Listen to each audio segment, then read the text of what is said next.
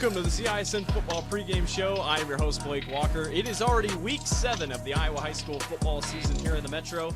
We here at the Central Iowa Sports Network can't wait to bring you another exciting night of football here on this Friday night. It's good to see the temperatures have definitely cooled down here in the Metro. We have a packed show ahead. The RPI is here. It was released on Monday by the IHSAA. We're excited to bring you that and what it means for playoff implications and the games that you'll be watching tonight. Couple coach interviews. We're going to preview what's on the Central Iowa Sports Network tonight and much more. Let's jump into the rankings that we saw from the RPI on Monday. Waukee Northwest sits atop of the RPI. The Ratings Percentage Index, the RPI, was introduced to the IHSAA just a couple of years ago.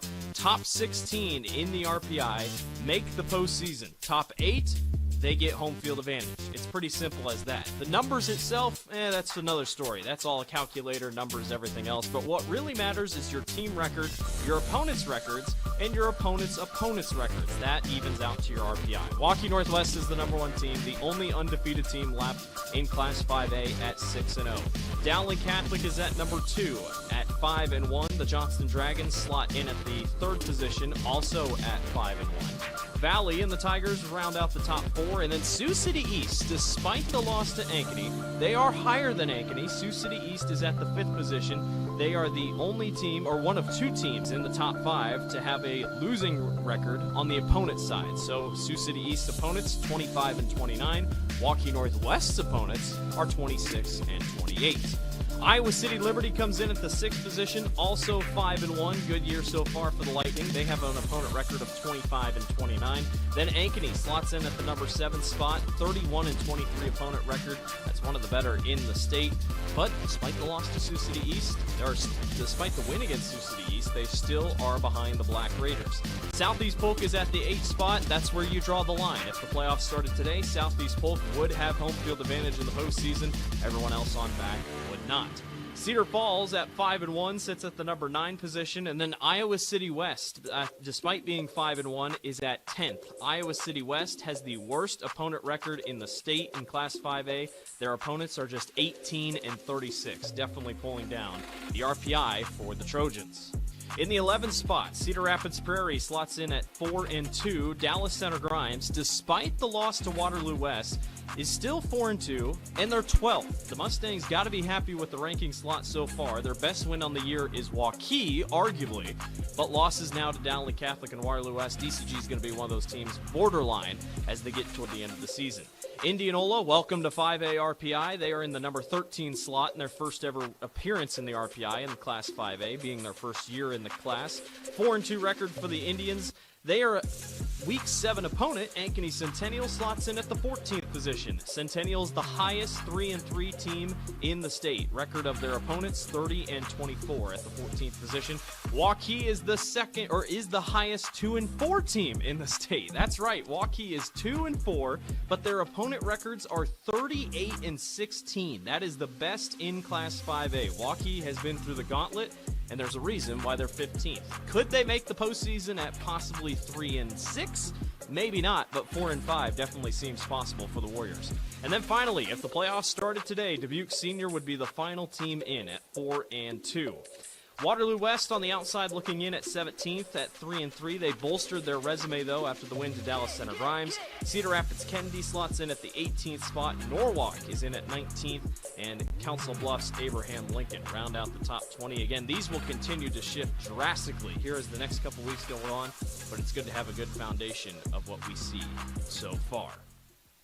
That has been a look at your RPI because it's really fun to look at, and it's really one of the best parts we have of these final closing weeks of the season. Numbers, numbers, numbers, and sometimes you're almost rooting for opponents. That's just kind of how the RPI works.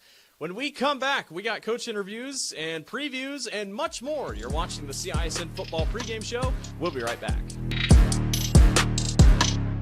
Joe here with Westside Auto Pros. I know that sometimes your car can be inconsiderate and need work when you're short on cash. So here's what I'll do. When you get your car fixed at Westside Auto Pros, I'll loan you the money to pay for it. Whatever you want done, repairs, services, tires, you name it. Get your car back on the road and you won't even pay any interest for 90 days. My wife thinks I'm nuts. No interest, Joe? Are you nuts? Get your car fixed now and pay later only at Westside Auto Pros. You don't suppose she's right? Employee pricing plus extra DeArmond discounts at DeArmond Ford. New 2024 F-150s with over $20,000 off. Get a new Ford Bronco with $9,000 off plus 3.9% for 72 months. New Bronco Sports on sale for $37,990 plus 3.9% for 72 months. And new Super Duties with $10,000 off. Extra discounts on top of employee pricing. Only at DeArmond Ford, Indianola. Welcome back to the CIML Football Pregame Show. I'm your host, Blake Walker. It's time to talk to some coaches before the big games tonight. We had a chance to sit down with Coach Zelenovich and Coach Kapatic of Southeast Polk and Waukee Northwest, respectively, against a huge, big matchup tonight here on the Central Iowa Sports Network. Let's go to those interviews. Coach Kapatic of Waukee Northwest joins us here this afternoon. Coach, you got a big game this week. Southeast Polk, all games are big games, but you're 6-0 on the season. Southeast Polk, 4-time defending state champions on the road. What's this outlook look like this week facing a team of Southeast Polk?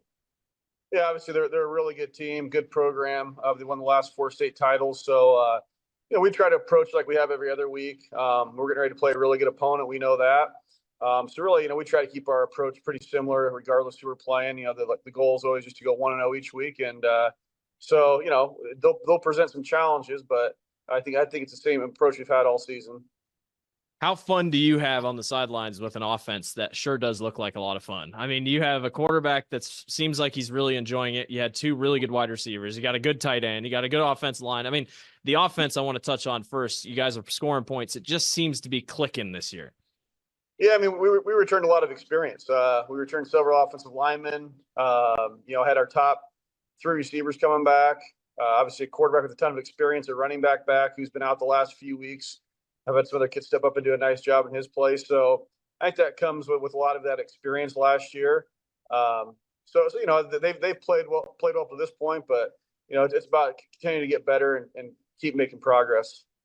What's really stood out defensively this year for you? I mean, obviously you guys have been ball hawks. I mean, just a ton of interceptions this year. You're keeping quarterbacks on their toes, but what do you pride yourself most on the defensive side of the ball? Well, I think the big thing is running the football, giving great effort. We changed our defense from a year ago to a new defensive scheme, and so we had some challenges early on, just implementing a new defense. But I think we've started to settle in now, and I think the things I'm most excited about is when I watch film. This is the best I think in a long time that our defenses are running the football, and that's really important for any good defense is having a lot of guys that are aggressive and get to the football. Coach, I appreciate your time, and we wish you the best of luck here on Friday night. Thank you. Awesome. Thank you so much, Coach. Here with head coach Zelenovich of the Southeast Polk Rams. Coach, thanks for joining us here on this Tuesday. Big one this week. Waukee Northwest comes in undefeated, 6-0. You guys are 4-2. Starting to roll here a little bit. We'll get into that, but just overarching thoughts here as we go to a big game on Friday night. Yeah, no, they obviously have a really good football team, playing really well.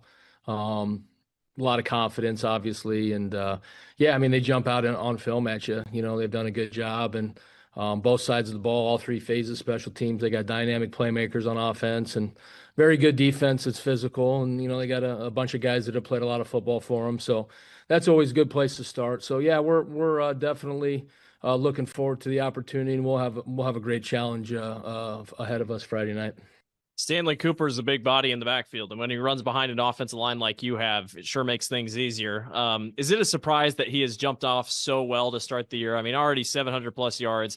He's a big body back there. Is that crucial to your guys' success so far? Well, he's grown up a lot. He's done a tremendous job for us. It's no surprise. We've known he had a chance to be a good player for us. He's got all the physical tools.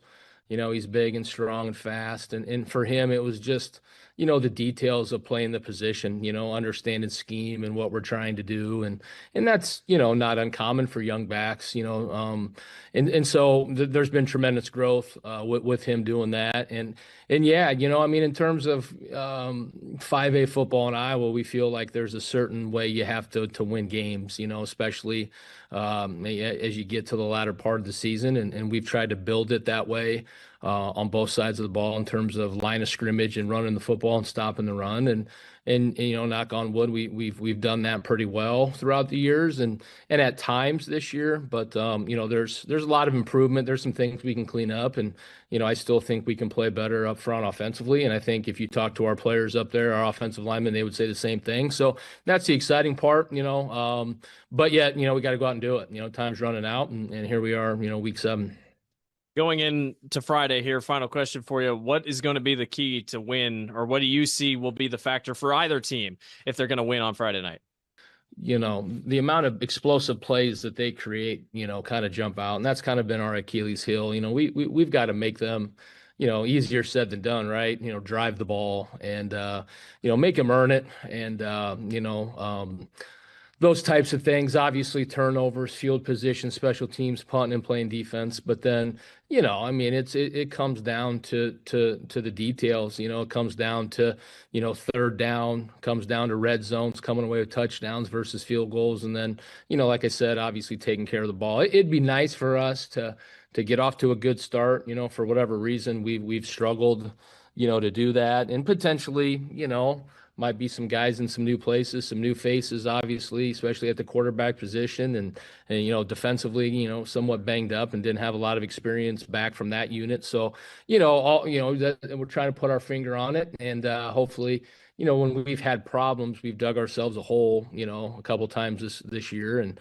you know, if we can just go out and play at Waukee Northwest and, you know, try and get the game to the second half and see what happens, you know. So we got, you know, 3 more days of preparation, you know, before we get to there. But, you know, I think our guys are excited about the opportunity to play a really good team. All right, Coach, I appreciate your time. Good luck to you guys and the Rams here on Friday night. All right. Thanks, Blake. Appreciate it. Awesome. Thank you so much. Once again, I want to thank both coaches for sitting down and chatting with us here this evening. Thanks to every coach who has sat down and chatted with us all season long. Helps us give you, the fans, a bit more perspective and helps us on the broadcasting side as well. Nothing wrong with that. When we come back, we're going to preview what's on the Central Iowa Sports Network tonight, along with maybe a couple more games around the state. When we come back, much more. You're watching the CISN Football Pregame Show.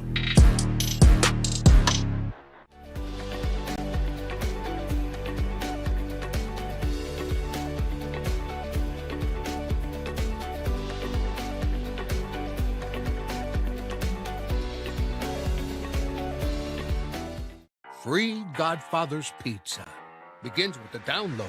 Order through my new online ordering app and start earning free pizza and sides. It's easy. Download the Godfather's Pizza online ordering app today. Do it. Hi, this is Chris from Fireplace Superstore. And if your old fireplace isn't giving you everything you want, you need to come see us so we can show you Heat & Glow's industry-leading gas fireplace inserts. A Heat & Glow gas insert will convert your old wood burner into a high-efficient gas fireplace that's easy to use and will warm your house. Come see us soon and get on the schedule for this winter's installations. For the best selection of fireplaces in the state of Iowa, come see Fireplace Superstore, just west of Homeacres on Douglas Avenue. Welcome back to the CISN Football Pregame Show. It's time to preview what is on CISN tonight. Let's start out by talking about just a couple of the games that are on this evening and what's around the state. Over at Valley Stadium, number 2 ranked Dowling Catholic, the Maroons at 5-1, taking on the 15th ranked Waukee Warriors at 2-4. I talked about that opponent winning percentage for Waukee. Their opponents are 36-18 on the season.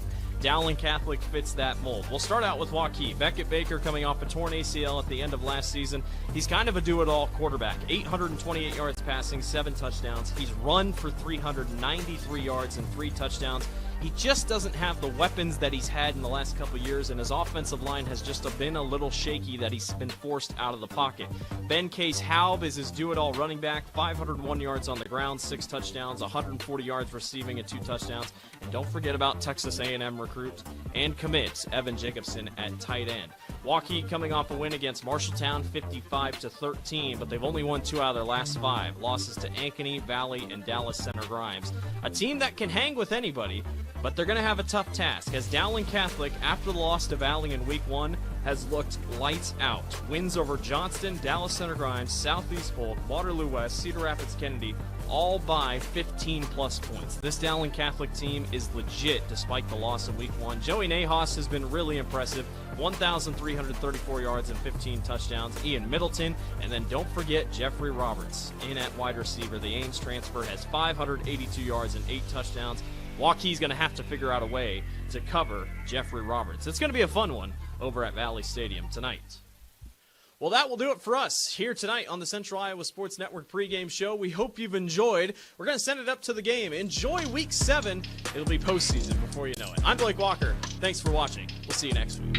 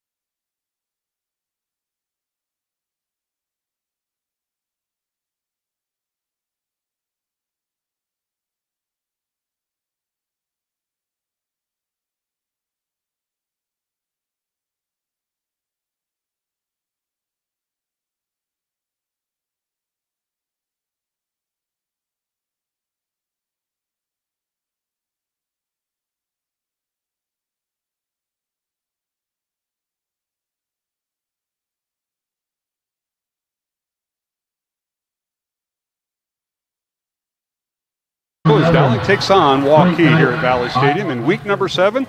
Dowling's record 5-1. The Maroons have won 5 straight in Class 5A, ranked 2nd. And the Waukee Warriors come in with a record of 2-4, and they're ranked 15th in the latest RPI rankings.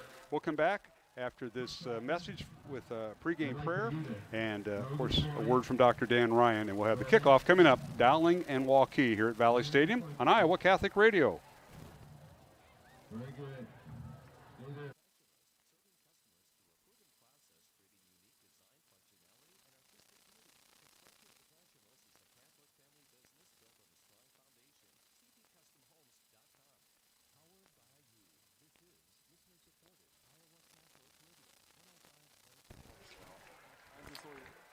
Taylor, you there?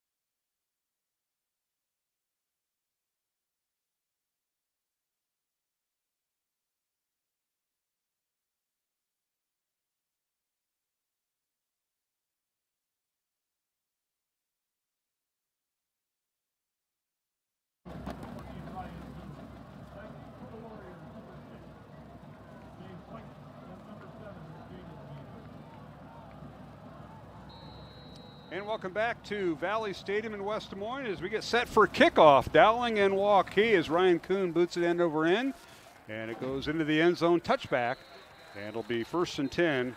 Waukee with the football as Jaden Jeter let it go in the end zone. Dowling with a first down to start, or Waukee with the first down at their own 20-yard line. Waukee, Matt, going right to left, south to north on a beautiful night here for week 7 of high school football. And oh, by the way, welcome back. Yeah, it's good to be back, and it is a beautiful night. One thing I think as we go through the game tonight that I think will be interesting is I think you're going to see Waukee empty the tank. I mean, as far as trick plays, little things like that. This is their desperation game because they know if they get beat tonight, they're going to kind of out of the playoff hunt. That's a good point. And on first down, Waukee puts the ball on the ground, and they're going to lose yardage as they hand it off as Beckett Baker kept the football, the quarterback. We'll go through the starting lineups here in a moment. So we'll bring up second down and 11, a loss back to the 19-yard line. A little option play that Baker kept the ball, and right in there he runs into Miles Elcock and company right in the middle of that line, and he got smothered right away. 1-yard loss and a good way to start for the defense. All right, Beckett Baker, 5'11", 190-pound senior quarterback for the Waukee Warriors, thrown for 9 touchdowns and has rushed for 3 more and has thrown 8 interceptions. And now handoff again, and they go over right side and nothing doing there. They try to run right, and they run right into like a wall of 4 maroon jerseys. Carlos Blunt out in front on that play, and they did. The penetration from the defensive front really took over right there as the offensive line was a yard deep in their own backfield, and the defense just swallowed him up right there. Another yard loss. It'll bring up 3rd and 12 for Waukee. The tailback has been Case Hobb, and he might have got the football last time, number 22. Wide receivers, Jaden Jeter, number 7, Miles O'Connor, number 28, and TJ Slider, number 80. The tight end, Evan Jacobson, the young man headed to Texas A&M. Play basketball and football. And now Baker back to throw, has pressure from the backside. He's going to be brought down from behind. Sacked back at the 11-yard line as the Maroons get him. Number 5, Ian Middleton. And starting tailback, extra linebacker. He came from the backside on that play, and he is a quick young man, and he chased him down, and that's not fair when you're able to bring someone like Ian Middleton in on a passing down and to that tandem or that quad back there of rushers. That's tough. Minus 7 yards on the play, so back to punt will be the quarterback. Beckett Baker averaging just under 40 yards a punt this year. Punts from his own goal line. High short kick. It'll bounce at the 40 and take a Waukee bounce up to the 45, and that's where the Maroons will have it right around the 45 or 46-yard line of Waukee. With 9:44 to go here in the first quarter, no score, Dowling and Waukee. And let's go down to our Jenny Farrell Team Remax Concepts sideline report, and that is Taylor Bennett tonight sitting in for Brian Morris. And Taylor, give us an update. I don't know how it looked like from up there, guys, but Ian Middleton coming off the backside. Beckett Baker rolling out left, and Ian Middleton just flew, just beat, untouched. He's so quick.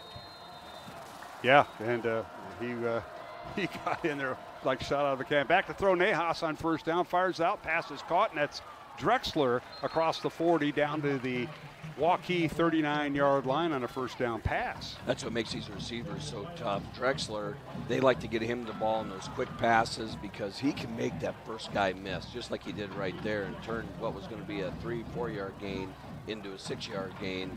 And where Jeffrey Roberts is more over the top, they like to get the ball to Drexler because he can make people miss.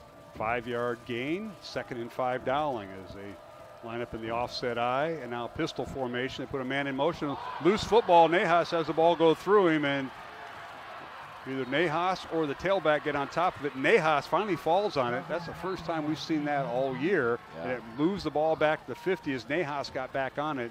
And Dave Rittman, our official, and George Harwood, our umpire, will spot it back at the Dowling 49 for a loss. Yeah, and I don't think the snap was that bad. I think Joey just took his eyes off it for a second. Like you said, Mark, that's the first time we've seen anything like that happen this year in that backfield. So now you have 3rd and a bunch.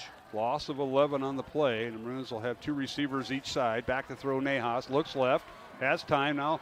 Moves around the pocket. He's going to run for it. He's across the 45 in Waukee territory, and he slips and falls right at the 40-yard line. And we'll bring up 4th and 5 for the Maroons. Well, what that does for this Maroon offense is it gives Coach Wilson something to think about. You know, is this 4-down territory?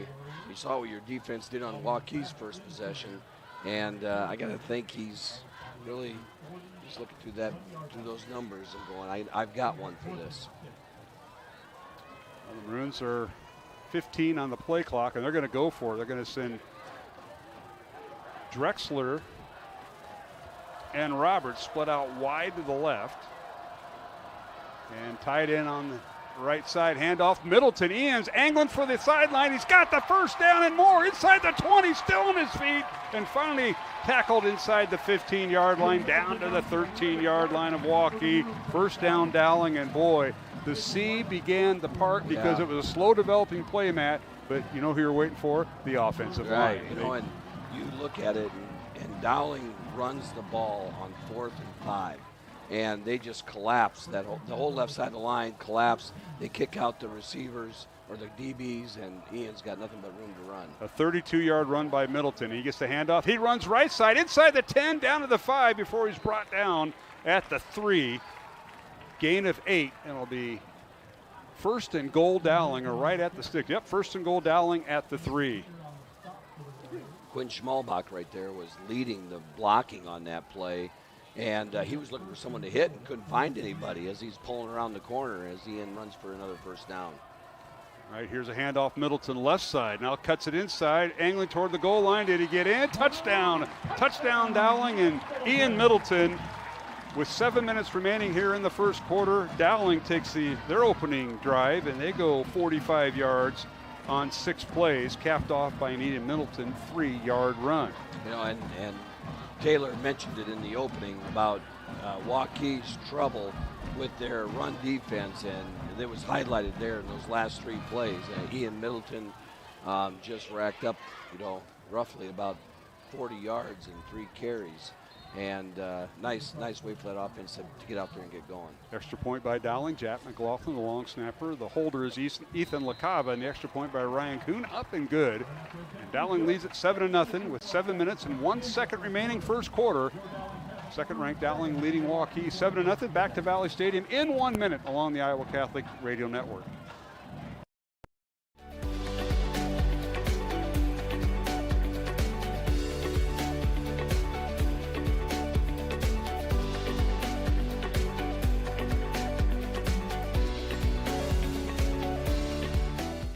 Free Godfather's Pizza begins with the download.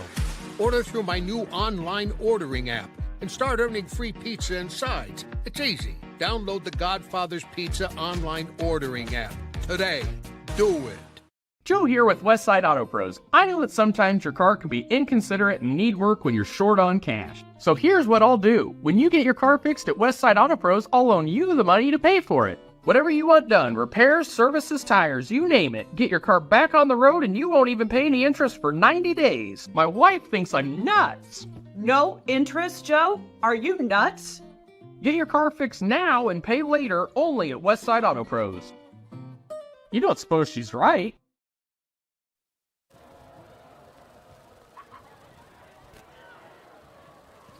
All right, we're back here at Valley Stadium in West Des Moines. Here is the kickoff, and it's fumbled out of bounds by the Waukee Warriors, and that'll be out of bounds at the 5-yard line. So the Warriors are going to be in a tough setting here to start their second possession. 1st and 10 from their own 5-yard line. Let's go down to our Jenny Farrell Team Remax Concepts sideline report, and that is where Taylor Bennett's at. Taylor, give us an update from the Dowling sideline. Hey guys, who runs the ball on 4th and 5 outside of like service academies? Yeah. But when you got an offensive line that just looks so in sync, and you have Roberts and Drexler out on the outside blocking like that, it just frees it all up for even Middleton. When he gets going downhill, you're falling forward for extra yards every time anyways. So That's exactly right, Taylor. Appreciate that. Taylor Bennett with our Jenny Farrell Team sideline report. Back to throw is Baker out of the backfield, and now he's going to run with the football. Right up the gut he goes, and he may have picked up the first down. He did. He crosses the 15 up to the 16-yard line. Nice run that time by Waukee, and was that that was Beckett Baker. Beckett Baker, the quarterback, yeah. A designed quarterback draw. He drops back to pass, and that rush, that's one way to slow that rush down is quarterback draw, and he took advantage of it right up the middle and advanced the ball deep out of their territory. So now they're at 1st and 10 from the 16. 11-yard run. First down, Waukee. They'll send one receiver to the right, 3 to the left, toss play left side. Trying to get outside is the tailback, and that's Ben Case-Hobb, and he's hit and dropped, and he may have lost yardage, Matt. He did, back to the 14-yard line, loss of 2. Great play out there for the Maroons. That was I like that was Jackson Miller right there that just he sniffed that play out, that toss play, and got to it in a heartbeat, and a great play by him. So it brings up 2nd down and 12 for Waukee. They'll split three receivers to the right as they go south to north, and one to the left. They're without a tight end, one back in the backfield. Baker back to throw, has a little bit of time, now steps up. He's wrapped up, and then they tried to spin him down. He breaks the tackle, and he gets across the 20 up near the 22-yard line. He'll gain 7 yards, maybe 8 yards on the play. Yeah, Bobo had him in his hands for a second, and as you alluded to, Baker's played for 4 years. He knows how to run the offense, and he was able to squirt out of that one-arm tackle and extend that play to make it a 3rd and manageable for the Warriors. Andrew Hine, Tommy Lloyd, Ian Ali, Colt Shipper, and Tyson Kalb are the offensive line for Waukee. In the backfield, Ben Case-Hobb. The quarterback, Beckett Baker, has thrown for 9 touchdowns, has 8 interceptions on the year, over 1,000 yards, and he's rushed for 3 touchdowns. Here's 3rd and 4. Baker back to throw, rolls to his right, still rolling towards his own sideline, and he dumps it off incomplete. And I think they're going to get intentional grounding because the ball did not go past the line of scrimmage as Baker was tackled out of bounds. Let's see what Dave Britton and his crew calls here. And all it really matters is if it's a sack or not for Bobo's stats, because it was about a 1-yard differential. And they're just calling no gain. Yeah, so calling no gain. So Baker will give way to the punter, which is him, right? The quarterback. Yeah. How many quarterbacks you have that punted in your career, man? A couple. Yeah, we did have a few. Isn't that? I bet you have a few gadget plays out of that. Well, you do. Yes. Baker from his own 9-yard line awaiting the snap. Good snap, gets it away, and lands right at the 50 and takes a Waukee bounce inside the 40. Still rolling inside the 35 and down to about the 34. And that is where Dowling will take over 1st and 10 from their own 34-yard line. 4 minutes, 40 seconds remaining here in the first quarter. Dowling 7 and Waukee nothing. Alongside Matt Maindring, I'm Mark Amadale. Let's go down to our Jenny Farrell team sideline report. Jenny Farrell team Remax Concepts with Taylor Bennett. It really felt like Waukee really needed to get off to a good start, but Dowling bringing the pressure big time up front, just smothering and really dominating so far on both sides of the line. Yeah, it certainly seems that way, Taylor. I know Waukee's defense has been out there a little too long for them, I'm sure. All right, the Maroons with the 1st down. Up the gut they go, and they hand it off from their own 34-yard line. Let's see, is that Middleton that's in there, or are they going to start rotating tailback? Nope. I think that was Ian. Yeah. Ian with the carry. Yep. As Dowling goes right up the gut. Carter Barrett, Josh Miller, Cade Krause is the center, Evan Mitchell, and Max Thomas, the right side of the Dowling offensive line. Receivers, Sam Drexler, Jeffrey Roberts, Jimmy Nahas. We'll see Quinn Smallback in as an H-back. Also Preston Hoffbauer, Everardo Etcheto, Owen McConville also in there. And the handoff goes to Middleton. He blasts through a tackle, and he gets the 1st down across the 45. Wow. That was a hammer run right there. That was bringing the hammer. And Ian Middleton, he got about a 5-yard head of steam and then just tore apart a couple defenders as they're trying to tackle him. And that's a statement run right there. No question. 1st and 10, Dowling from their own 47. Middleton on a pair of runs that he comes in averaging 5.5 yards a carry, and now back to the ground game, runs with the handoff, and Ian's not going to hurt that average right there either on that run. Gets he got up about 4.5. Spotted at midfield. Nope, on the Waukee side of the 49. Yeah, so a gain of 4. And right now, I think Coach Wilson's looked at it and said, hey, they can't stop the run, and it's hard to not run the football when you're getting 5 yards at a pop. It's so consistent and so deflating for the defense.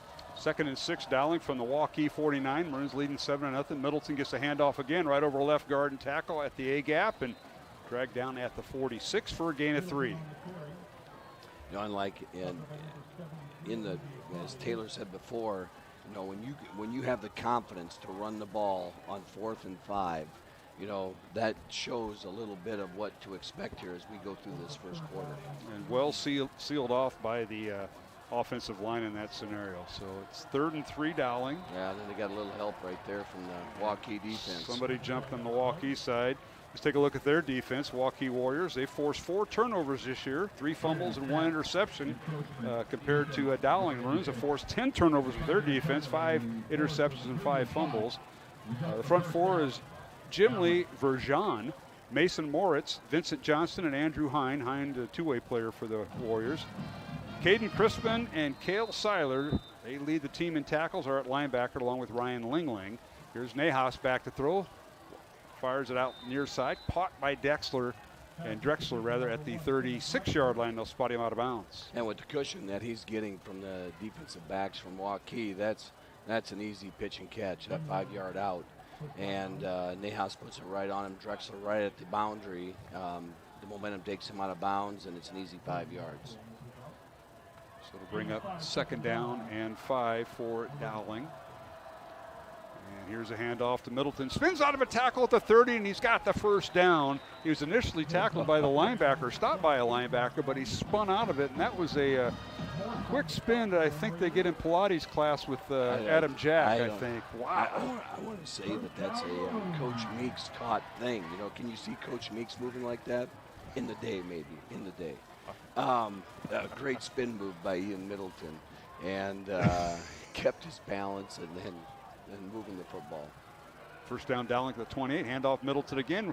Breaks a tackle, hops sidesteps an offensive lineman and goes outside to the 20-yard line. So that play was designed to go over right guard and tackle, and he kind of did a little dance to the left, little shift, and then he went to the near sideline and was out of bounds after a gain of 8. You know, and that's the thing from Ian Middleton, that we see this maturity from him in that backfield. His vision is so good, and he knows if he's patient with that offensive line, he's going to get his gap at some point.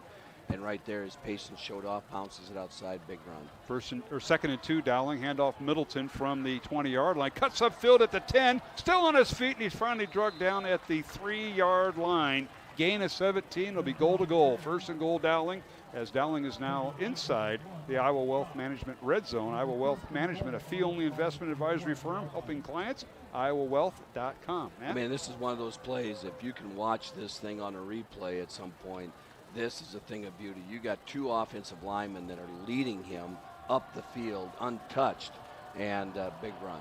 Pistol formation, handoff Middleton, follows the block into the end zone by Quinn Smallback. Touchdown Dowling. Smallback with a kick-out block, and Middleton in from 3 yards out for his 2nd touchdown of the night. And the Maroons increase their lead to 13-0 with 1:34 remaining in the first quarter. Ian Middleton and that offensive line are just having their way with this defense right now. And, you know, I think there's a size factor here, too, because when you look at the defensive line for Waukee, their size, they get some decent-sized kids, but they cannot handle the strength of that offensive front from Dowling. Ryan Kuhn in for the extra point. And the Dowling holder is checked at. It will be McConville, and the extra point is up and good. So it's 14-0 Dowling with the lead over Waukee.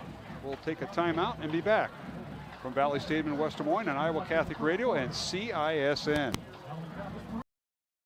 Employee pricing plus extra DeArmond discounts at DeArmond Ford. New 2024 F-150s with over $20,000 off. Get a new Ford Bronco with $9,000 off plus 3.9% for 72 months. New Bronco Sports on sale for $37,990 plus 3.9% for 72 months. And new Super Duties with $10,000 off. Extra discounts on top of employee pricing. Only at DeArmond Ford, Indianola. Hi, this is Chris from Fireplace Superstore, and if your old fireplace isn't giving you everything you want, you need to come see us so we can show you Heat & Glow's industry-leading gas fireplace inserts. A Heat & Glow gas insert will convert your old wood burner into a high-efficient gas fireplace that's easy to use and will warm your house. Come see us soon and get on the schedule for this winter's installations. For the best selection of fireplaces in the state of Iowa, come see Fireplace Superstore, just west of Homeacres on Douglas Avenue. Here at Valley Stadium in West Des Moines, Dowling leading 14-0. Alongside Matt Maindring, I'm Mark Amadale. Taylor Bennett will go down to him after the kickoff, and it's fielded by Waukee. Well, into the end zone the ball goes, so it's an automatic touchback in high school. 1st and 10, Waukee on their own 20-yard line. Let's go down to our sideline reporter, Mr. Taylor Bennett, with this Jenny Farrell Team Remax Concepts report. Taylor? Another dominant drive by Dowling there, but I'm noticing Waukee, every time the Dowling goes to trips, Waukee's bringing 4 guys over. I think they're just afraid of the Dowling receivers right now, and it's just opening up everything right down the middle for Dowling, and combine a great running back with an unbelievable offensive line, and this is what you get. Yeah, and we're seeing that tonight. The ground game tonight, Matt Maindring. And we just saw Ian Middleton on the sideline here go over and shake the hands of all of his offensive linemen. All right, here's Baker back to throw. Beckett fires the ball downfield, and the pass is nearly picked off and incomplete at the 40-yard line. As the Maroons had an opportunity there, Joel Sanko had to go off his fingertips. And sometimes we remind him there's a reason why you're on defense. Yeah. It's because you can hit and have you know, iffy hands. I'm not going to tell him that on Monday. But anyway, he's going to see that one in his sleep tonight because that ball was coming right at him. Again, pressure on Baker made him roll out to the right side and throw in a run. He was about to get hit as he released the ball and off Sanko's hands and bounced down to the ground. Brian Bobo, Brady Hagan, Miles Elcock, and Anthony Bonanno getting pressure on Baker. And now here's a pass right side that's caught right at the 25-yard line. So it'll be a gain of 5. It'll bring up 3rd and 5. Nice reception over there by the Warriors. Let's check the rest of the Dowling defense. Linebackers tonight: Kyle Schumacher, Jackson Miller, Carlos Blunt, and Joel Sanko, who we just mentioned. Leo Pagano out for the year towards ACL last Friday night at Cedar Rapids Kennedy. Linebackers: Jordan Watson and Jeremiah Robertson, and Maddox Capola, the Dowling free safety. That was Jordan Watson in coverage there, and he did a great job of having that receiver catch the ball in front of him and not get any yards after the catch and stuff him out of bounds. All right, Baker sets his offense. Beckett Baker at quarterback. Here's the snap. He'll run with it on the short side of the field, trying to get outside, and he's right there. They're going to mark him out of bounds, shy of the 1st down. Yeah, it looks like he's going to be a couple yards short. Back to the 27-yard line, so a gain of 2 he made.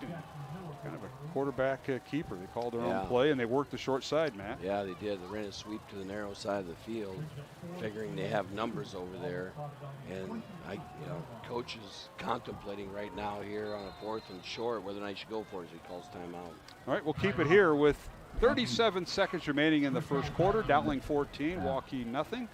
And I want to thank our supporters here on Iowa Catholic Radio. They include Bows and the Florist, Ashworth Vision Clinic, Construction Professionals, the Catholic Tuition Organization, Skeffen's Formal Wear, and Fast Signs in Clive. And of course, Iowa Wealth Management, our Red Zone sponsor.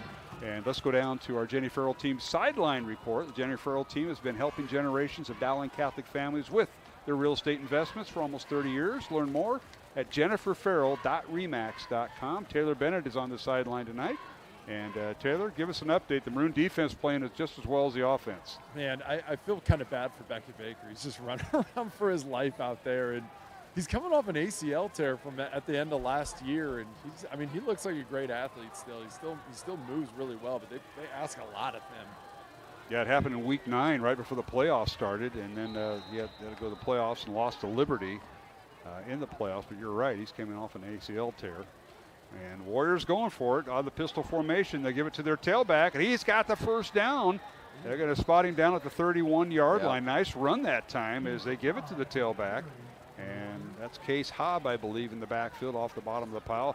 Jacobson with a nice block and a 1st down Waukee. That was a well-executed play for Waukee and a gutsy call on 4th down. And I think Coach was looking at that going, I got not much chances left. And Coach Baker said, we're going to roll the dice and go for it. And he executed. All right, Miles O'Connor, receiver at the top of the screen if you're watching on CISN. Back to throw Baker, has pressure, fires over the middle, and he overthrew Jacobson. Incomplete, got him climbing the ladder. And the pass incomplete. Check that. It was Miles O'Connor, the intended receiver. Miles a little bit taller than his dad at 6'4", 175. Of course, his dad, Mike O'Connor, the longtime boys basketball. Yeah, we do. We know that guy. He's an athletic director over at Johnson when he gave up basketball, but he's not that tall. No. Miles is. We don't want to compare the athleticism right there. I do. Yeah, you do. He's got his mom's athleticism. Yeah, because Miles really had to climb a ladder right there. Absolutely. Capola, he knew he was going to get hit. Capola came up and stuck him as he was coming down. Final play of the first quarter, 4 seconds remaining, and Baker runs a read option. He'll keep the football, trying to get outside, and he's wrapped up in the backfield, back at the 30-yard line. Loss of 1, and a great job, individual effort by the Maroons to end the first half of play. Kyle Schumacher made a great open field tackle right there. He stayed home. His assignment as the quarterback on that play, and made a great open field tackle and a good runner. All right, that's the end of the first quarter here at Valley Stadium in Week 7 of the Iowa High School football season. Dowling 14, Waukee nothing. Back to the second quarter in 1 minute on the Iowa Catholic Radio Network and CISN. What if you could make a priceless difference in your community for as little as $5? With the Des Moines Catholic Worker House, you can. For nearly 50 years, the Des Moines Catholic Worker House has given the homeless and low-income community a place to feel welcomed.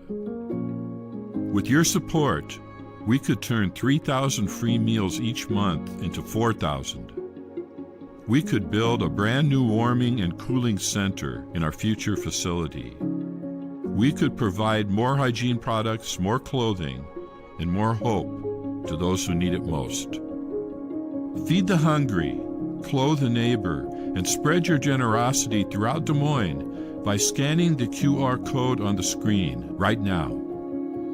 Donate online via PayPal or mail a check to make a priceless difference in your community today. Thank you so much for your support.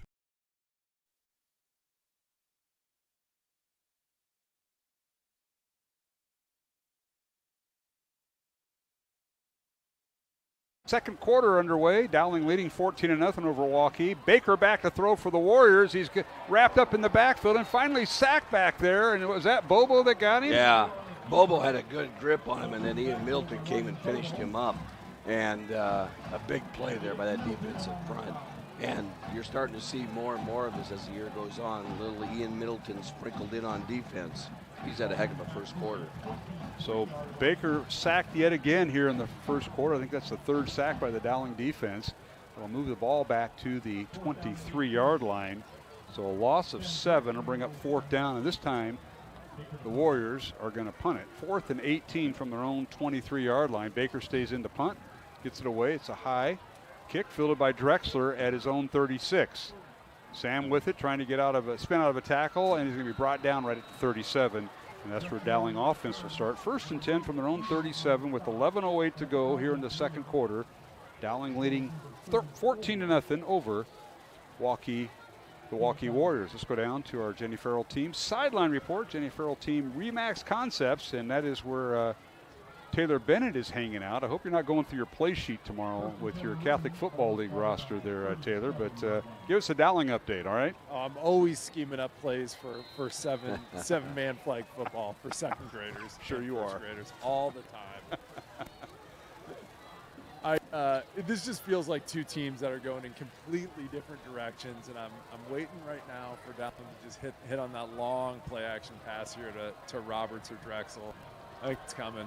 Yeah, the first quarter was all rushing for the Maroons. Back to throw is Nahas on play action. Now he's going to be sacked. He's thrown down back inside the 30-yard line. Nice job by Vincent Johnston, the 6'3", 230-pound senior, with the sack. And Taylor had called it right there. They were taking a shot. That was a shot play right there. And they had one-on-one coverage, but they did have a safety over the top. And that was basically max protection, turned the two guys loose. And hopefully Nahas can let it rip. And Nahas didn't have a clear shot, so he ate it, which was a smart play, second in a bunch. Loss of 6, 2nd and 16 for the Maroons. Dowling going with 2 receivers on each side of the formation. Dowling going right to left, south to north here on a beautiful night in October. Here's a little swing pass out of the backfield that's caught. And everybody's all right over there. We saw a coach go down last week, and was that Middleton out of the backfield? Yeah, it was Ian Middleton with the out catch. of the backfield. So he's done a little bit of everything. Get a sack. He's got a reception now. He's got 2 rushing touchdowns. That's not a bad night. 5-yard catch for Ian Middleton. As we mentioned, he got involved in that very first series where Waukee was marching and picked up a big hit. Now back to throw. Nahas has time, looks downfield, fires it out, and the pass is caught right at the 45-yard line, maybe the 46. Nice reception that time by Jeffrey Roberts with his first reception tonight for Dowling. Yeah, nice catch by Jeffrey, and with a yard to go, and this defense has not been able to stop the Dowling run.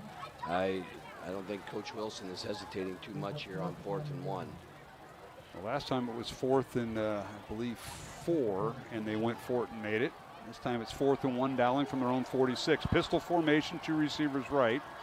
Now Dowling gets out of their stance. Luke does a check with me to the sideline, which is right in front of us, the Dowling sideline. And we're back with 7 on the play clock. Nahas with the long count. Here's a snap, and the give is to Middleton, and he has, let's see what here we go, left foot, right foot, and he may be, yeah, I think he's short. I think he's shy by a half yard. Yeah, he is. He's short. This might be what Waukee was looking for. A play like this, they're going to have to unstack everybody. Yeah, and Dowling's got an offensive lineman down right now, and that's not something you ever want to see. Looks like Josh Miller, senior left guard. And we haven't, where is the football mark? Right in front of the head linesman, right in front of us. So I think they're going to. Yeah, they're short. They're short. They're short. All right, so 9:23 to go, second quarter. Dowling 14, Waukee nothing. The ball is between the 46 and 47-yard line, and that is in Dowling territory. So Waukee will take over with 9:23 to go, but they're intending to Miller. Let's go down to our sideline guy in this Jenny Farrell Team Remax Concept sideline report. Taylor Bennett sitting in for Brian Morris tonight. Taylor? Yeah, it looked like Mick got rolled up on there a little bit, but he's walking off. He's looking all right now. Big time stuff there for Waukee. I did not think that they had that in them, honestly, based off of everything else that we've seen so far. But a big time push and first time of the game that they've had good tackling on any run play. Yeah, that was they've done very well. They actually made a first down offensively. Now they stop a Dowling first down defensively. So things maybe leveling out here a little bit, Matt, for Waukee, but see if they can take advantage here and score. 1st and 10 Waukee from the Dowling 46. Dowling turns the ball over on downs.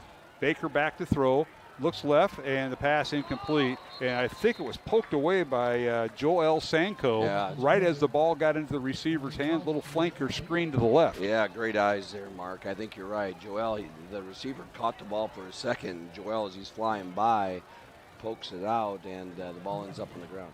One thing about Josh Miller, those linemen all wear those big knee braces anymore that really give them that extra layer of protection when they do get rolled up. Absolutely. Like that really helps. All right, stops the clock with 9:19 to go here in the second quarter. Dowling leading 14-0 over Waukee. The Maroons come in ranked second in the first RPI, or the second RPI rankings that came out this week. Now Baker. A little misdirection, but he'll keep the football. He's tripped up and brought down at the 44-yard line. He'll gain 2, but it could have went for much longer yardage. And a nice job by the Maroons. Nice job by the Maroons. That was Kyle Schumacher that got down there low and makes a really good tackle on Baker at his feet and prevented him from getting through there. Outstanding individual play. One score update, Waukee Northwest is up 7-0 at the end of the first quarter over Southeast Polk. And that game being played at Southeast Polk. Waukee Northwest, the #1 ranked team and the only undefeated team in Class 5A. Right here, it's 3rd and 8 Waukee from the Dowling 44. 2 receivers left, 1 to the right, 1 back in the backfield. Baker on the play action. The ball is tipped and incomplete.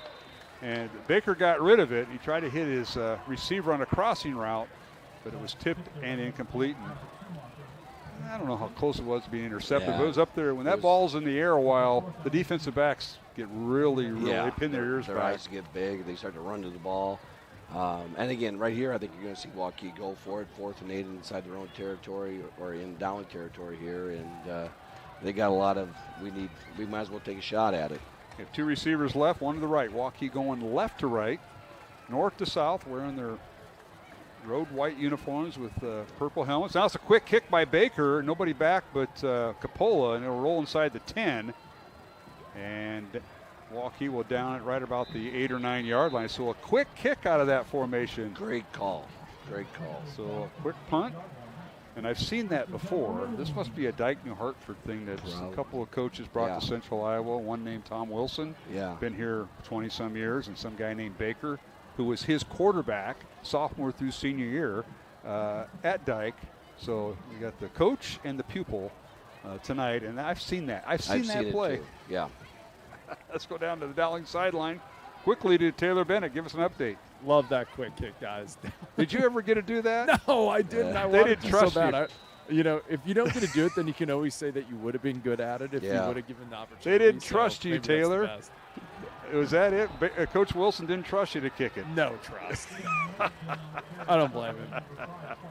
First down, Dowling, handoff Middleton. Maroons on their own 8-yard line with about the 8-minute mark here of the second quarter. Dowling 14-0. And no gain on the play, they're going to say. So Middleton, no gain. And all of a sudden, the Waukee defense is stiffening up here. Yeah, the defense is playing a little bit better right now. And you can see Evan Mitchell, I'm trying to see who came in for Josh Miller. Josh Miller is out. Yeah, 55's not in there, so Sue's the right guard. But right now, 3 receivers to the right. Middleton in the backfield. They'll hand it off to Middleton. Ian trying to turn the corner. He does. Flips the tackle at the 20, 25. Down the far sideline he goes. And he's finally run out of bounds at the 40-yard line. A pickup of 32 yards and a Dowling first down as he was run out of bounds at the Waukee sideline. Here's the replay on CISN, Matt. Right, great run there. And you see it was Owen Marr who is in for Josh Miller. He's the one that pulls around. Uh-oh, we might have a flag down. Everybody's walking back the wrong way. This would be the first penalty of the night. Let's see if we can pick up Dave Rittman here. 72 with the holding call. And that's Evan Mitchell guilty of the hold for Dowling. So that'll wipe off. I just watched him on replay there. Evan Mitchell he had his guy hooked a little bit, but he was driving him downfield. He drove him 20 yards in reverse. So, I mean, the kid was on skates. And I can hear a couple offensive line coaches say, tell your partner that is not a hold. I can just hear it. Yeah. Penalty, nonetheless, moves Dowling back to the 14, so they'll have to recalculate. Second down, and they're going to call it about 5. 2nd and 5 from the 14 for the Maroons. Play action fake. Here's Nahas, fires it out. Caught by Drexler. Sammy slips the tackle, and he's got the first down across the 25 up to the 27-yard line, a gain of 13. Yeah, and how many times do you say that, Mark? Sammy Drexler slips the tackle. I mean, he makes the first kid miss and gets 5 more yards on his own, and that's what that young man does. They don't have yards after catch. They don't chart that in high school. No. They chart a lot of stuff, but not that. First down Maroons from their own 28-yard line. Dowling leading 14-0. The Maroons now go to their Grayson Pennington at sophomore tailback. Tries to turn the corner from his own 28-yard line is where the line of scrimmage was. And he gets across the 30 up to the 32-yard line. He picks up 4. You know, Ian Middleton saying, I don't need a break. But the coaching staff thinks better. And it's get Pennington some runs here in this game as Ian's been on both sides of the ball. When the weather gets cooler, those two-way players love it because they're not as exhausted as they were back in August and early September when it was really hot. Back to throw Nahas, now wants to run, and he may go down, and he does. Sack in the backfield. Good job by the Waukee defense. That was big number 97, Vincent Johnson with the sack. Believe it or not, he's got the only interception for Waukee this year defensively, and he just got Nahas there. Yeah, he did. He makes a great play in there. Nahas didn't see what he wanted, and he got a piece of his T-shirt and then ended up pulling him down. Great play by that young man. So Vincent Johnston with the sack. Bring up 3rd and 10, Dowling from their own 28-yard line. Loss of 4 on the play. Maroons are letting the play clock wind down. Under 8. They're subbing in. I don't know why the play clock's still running here. Well, Johnston.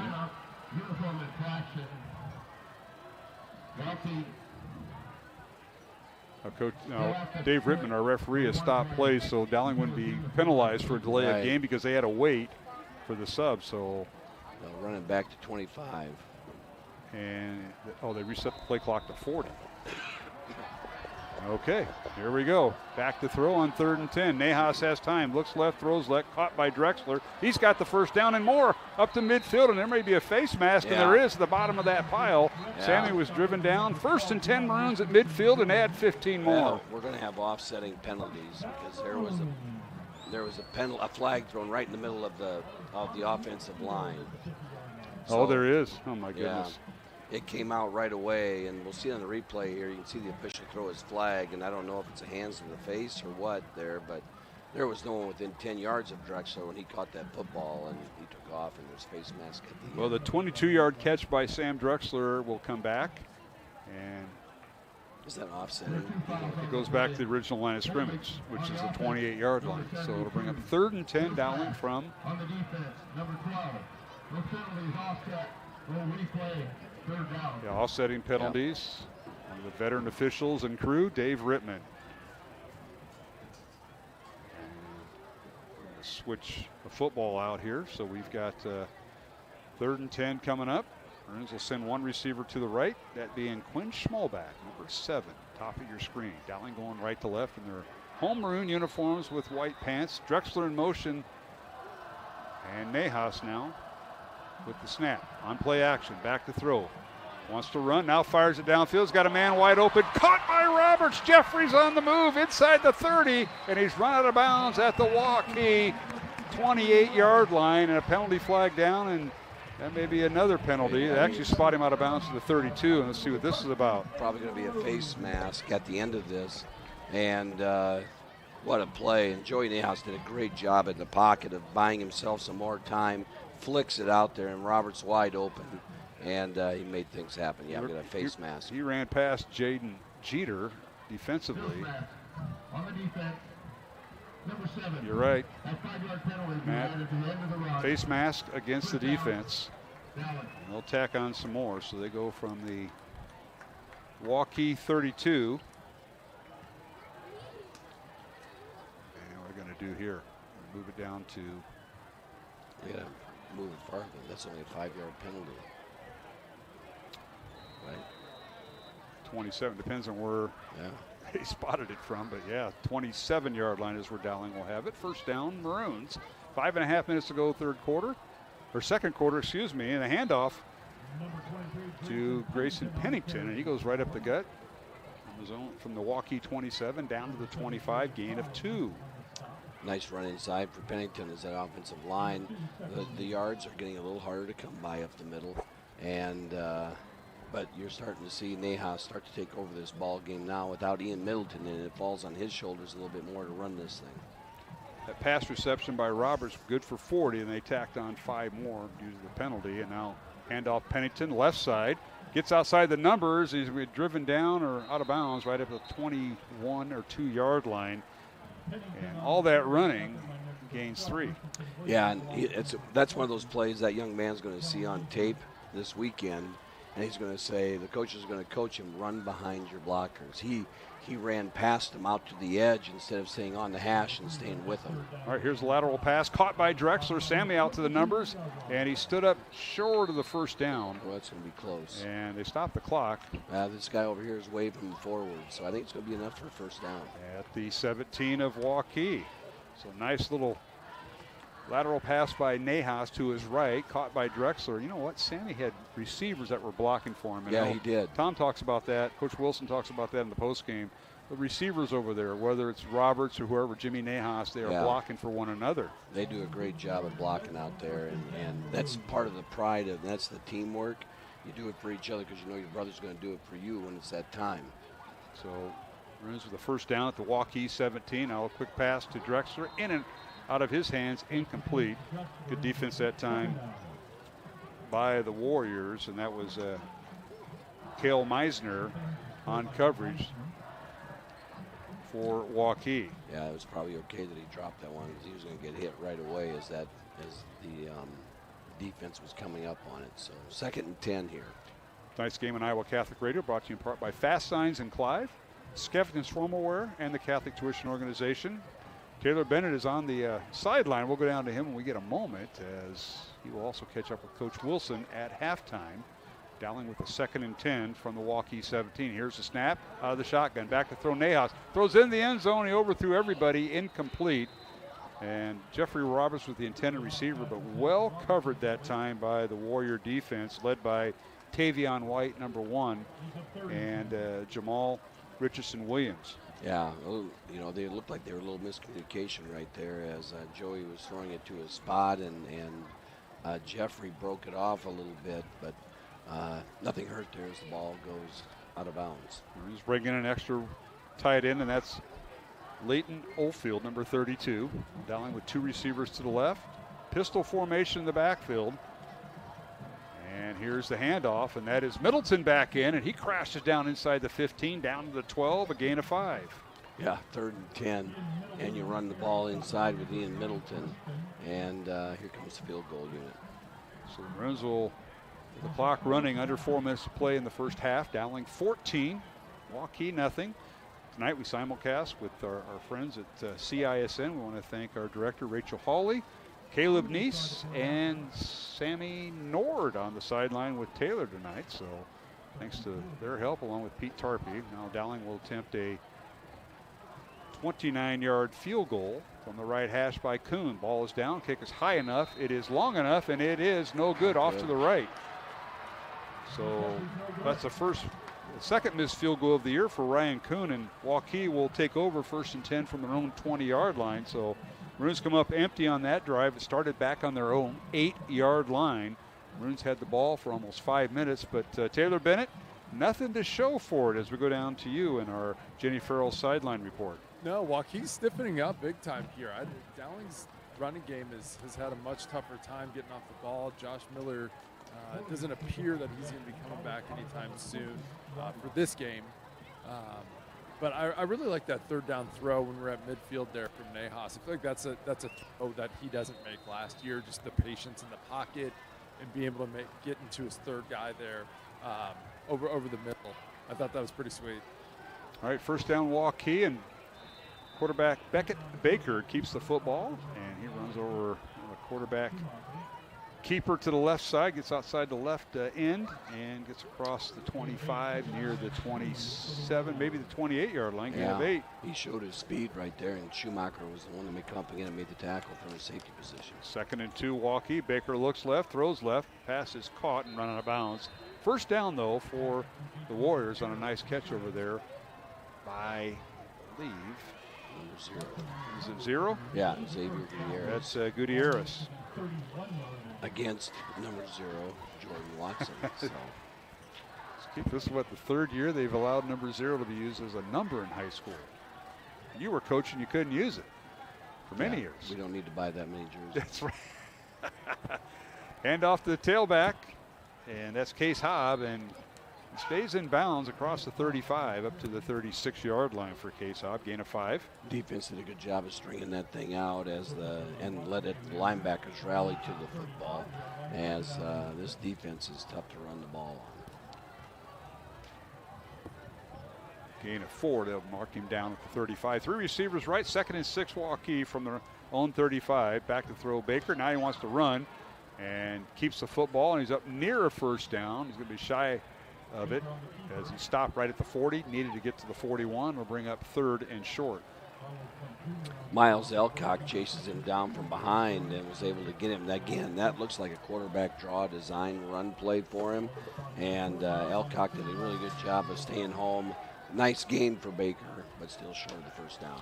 All right, 3rd and 1 Waukee, as Baker will move both his tight ends to the left. Now they have a bunch formation to the left, and the give is to Hobb, and Case Hobb goes across the 30 or across the 40 and up to the 43-yard line. He's got enough for the 1st down. That's their power move right there. He does, and Jackson Miller comes up and makes a play there, gets a tackle, but not before Hobbs is able to get through that line of scrimmage and get the 1st down. 1st and 10 Waukee. Minute 45 to go in the first half. Warriors with 2 timeouts remaining, Dowling with 3. Maroons lead it 14-0 over Waukee. Here's Baker back to throw, fires it out, and the pass is incomplete, and penalty flag down in the backfield and in the secondary. Yeah. We may have offsetting penalties potentially. Going to say Jackson Miller was there a little bit early. That was a bang-bang play over the middle, but there's also going to be a hold inside, it looks like. So it should be offsetting. The officials will get together. Tonight's game brought to you in part by Bozen the Florist, Ashworth Vision Clinic, and Construction Professionals. And Dave Rittman, our official, will tell us what happened. There are 2 fouls on the play. Holding on the offense, number 74. Pass interference on the defense, number 21. Those penalties offset. So holding on Ian Hughes of Waukee, and pass interference on Jeremiah Robertson for Dowling Catholic. Penalties offset. And we'll redo it again. 1st and 10, Waukee from their own 44-yard line, they'll call it. One score update. Waukee Northwest is now up 17-0 over Southeast Polk in the second quarter. Here it's Dowling 14-0 over Waukee. All right, handoff goes to Case Hobb. Tries to turn the corner as the play went right, and he was hit and dropped right at the 45 for a gain of 1. Nice little run there on first down as they try to explore the right side of that offensive line. And again, the defense rallies. Timeout called by Waukee. All right, we'll take it with them. Minute 26 to go here in the second quarter. It's Dowling 14, Waukee nothing here at Valley Stadium in West Des Moines. Week 7 of the high school football season. We'll return in 1 minute along the Iowa Catholic Radio Network and CISN. Ever have one of those awkward moments when a business disappointed you? You got ripped off? Didn't get what you expected? The Better Business Bureau can help you avoid these uncomfortable situations. BBB accredited businesses are honest, ethical, and reviewed annually by the BBB. Don't experience another awkward moment with a bad business. Trust the ones that operate with integrity. Look for the BBB seal. It's the sign of a better business. And find a better business anytime at bbb.org. Western lets your UTV power through the storm. The Impact V Plow and Impact Straight Blade, with the features the pros demand. Custom tailored for your UTV. And to keep your work top-notch, rely on the Tornado UTV Hopper Spreader. Now that's a job well done. Western, more jobs done faster. Visit Truck Equipment Inc. today at truckequipmentinc.com. All right, out of the timeout, we resume action. Waukee a completed pass, and now Baker keeps the football on 3rd and 1, and he's got the first down. He turns the corner on a quarterback keeper around the left end. Yeah, they're starting to get a little momentum here, and they're going this hurry-up offense and have moved the chains now a couple times. Let's see what Baker can create here. Baker a gain of 1, and a first down Waukee at the Dowling 46. 51 seconds remaining. A little swing pass to hit and dropped his Case Hobb. He tried to turn the corner, and he got a load of Ian Middleton, and then he got a second load of Joel Sanko. Yeah, wow. That's not a combination you want to run into right there. And again, they have Ian Middleton. He wasn't, he got a series off there on offense, and now he's back in here on defense when it's passing situations. All right, timeout on the field. The Waukee Warriors use their final timeout of the first half. Dowling leading 14-0. Maroons with a pair of touchdowns from Ian Middleton, both from 3 yards out. Extra point good by Ryan Kuhn. And with 40 seconds remaining, Waukee burns their final timeout. Let's go down to our Jenny Farrell team sideline report with Taylor Bennon filling in tonight for Brian Morris, who's off marrying his daughter in California this weekend out there. Probably good reason. And it is. So, Taylor, come on in. Yeah, guys, I mean, the Ian Middleton never disappoint. And I think just the overall tackling from Dowling tonight has been superb, even though it feels like the gas has been let up maybe a little bit on offense. I think the defense just stayed tight the whole game so far. Hey, Taylor, do we know who took Josh Miller's place at left guard when they shifted? We shifted around a little bit on the line, and Owen Marr's been playing center now. Okay, yeah. And Kraus goes back to guard. Cade Kraus has moved over, and okay. Owen Marr's been at center. Well, as we were speaking, here is Bobo with the sack back inside the Waukee 45. They're going to spot it back at the 42. Wow, man. Wow, that's a wild play by Ryan Bobo as they try to roll Baker out in this hurry-up mode, and Bobo came in, and that's a big loss. Yeah, it's a loss of about 13 yards with Bobo's sack, and now they get it out to to Hobb, and he carries the football and still on his feet. Case Hobb, and he finally turns the corner, gets back across Dowling midfield. has the ball. And he lost the football as he was tackled. We're going to have the replay on that, I believe. Yeah. With 7 seconds remaining in the first half, Waukee turns the football over, and Dowling will have it at their own 46. It was a great play call. They ran a little screen, and you'll see the screen play run here as we're watching it on CISN, and then he runs out, and they hit right at the end. And again, Ian Middleton, who popped the ball out. Ian Middleton. Ian forces the fumble, and Dowling with the ball, and I know Taylor Bennett will be getting in position to talk with head coach Tom Wilson as the Maroons have 7 seconds of offense left here after forcing the turnover. You got 2 receivers that can get down the field. Your mind says take a knee, but you say, I got 2 guys that can run this shot play. We're going to find out. Yeah. All right, the Maroons will send out 2 receivers each side of the formation. Play action fake. Nahas fires the ball downfield. It's caught out of bounds. It's Drexler with 2 seconds remaining at the Waukee 44-yard line. And I'm not sure if they give him the first down. It makes no difference. No. Down and distance isn't the problem. It's a first down Dowling at the 44 of Waukee. So now you've created a situation where you got some yardage. Now Nahas might be able to reach the end zone. Dowling's going to use a timeout here. We'll keep it here with 2 seconds remaining in the first half. Dowling leading 14-0. And I want to mention our crew tonight, Mark Amadale, alongside Matt Maynard, who's back from his journey into South Dakota last weekend. Yeah. We got Taylor Bennett off the CFL Catholic Football League field a day early, so he's ready tonight as Brian Morris heads to California to get his daughter Kelly married. And then in our studio, in Iowa Catholic Radio, our thanks to Roman Wilkin, who is our studio producer, and Eli Bonner helping him out. Our director here from CISN is Rachel Hawley. Samantha Nord on the sideline with Taylor Bennett running that camera. And up here, Caleb Neese running the camera for CISN up here in the press box to our left. So that's the crew tonight here at Valley Stadium. Dowling out of the timeout. Let's see. 3 receivers right, 1 to the left, no tight end, and back to throw is Nahas. He's going to launch it into the end zone, fires it downfield, looking for somebody, and it's incomplete. Tipped out of bounds as Jeffrey Roberts was the intended receiver and tipped out of bounds by Waukee. So the half ends with Dowling leading 14-0. And I don't think, Taylor, I told Coach Wilson you were going to be on the sideline, so just keep that in mind. Surprising. Go up to him and say, hey, I'm here to come back and help you. So take it away, Taylor Bennett. Hey, Coach. Hey, great first half. Started off super hot. Feels like a desperate Waukee team coming in here. They fought back big time in the second quarter. They did. We didn't help ourselves any by not finishing drives, missing the field goal. We get the ball in the beginning of the second half, so we got to do something with it then. Awesome. What are we going to do in the second half to score some more points here? Well, we just got to get a tempo going, and we haven't had that yet, and we got to keep playing great defense. Excellent. Thanks, Coach. All right, Taylor Bennett with head coach Tom Wilson at halftime as Maroons lead at 14-0. Yeah, there were some missed opportunities there.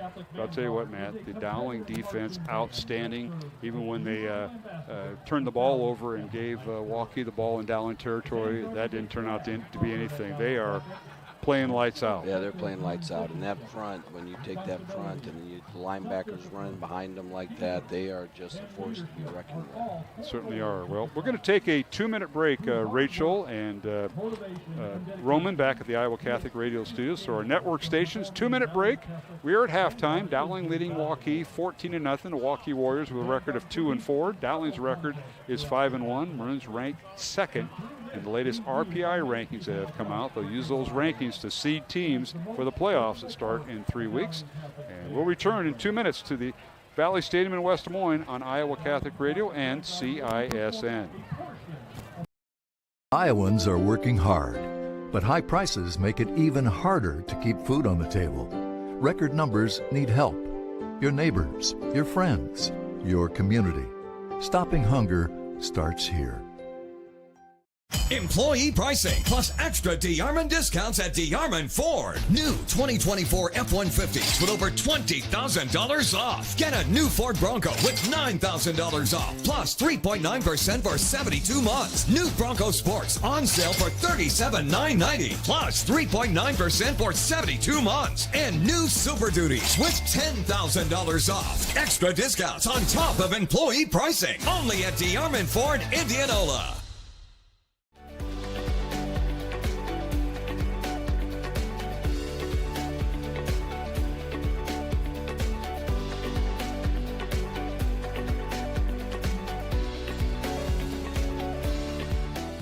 Western lets your UTV power through the storm. The Impact V Plow and Impact Straight Blade, with the features the pros demand, custom tailored for your UTV. And to keep your work top-notch, rely on the Tornado UTV Hopper Spreader. Now that's a job well done. Western, more jobs done faster. Visit Truck Equipment Inc. today at truckequipmentinc.com. Thank you for tuning into today's broadcast. Don't forget to like and subscribe to the channel so you don't miss any of our live events. You can also follow us on X, Facebook, and Instagram in the description below for more coverage of Central Iowa high school sports and the Des Moines Menace. Now, back to the game.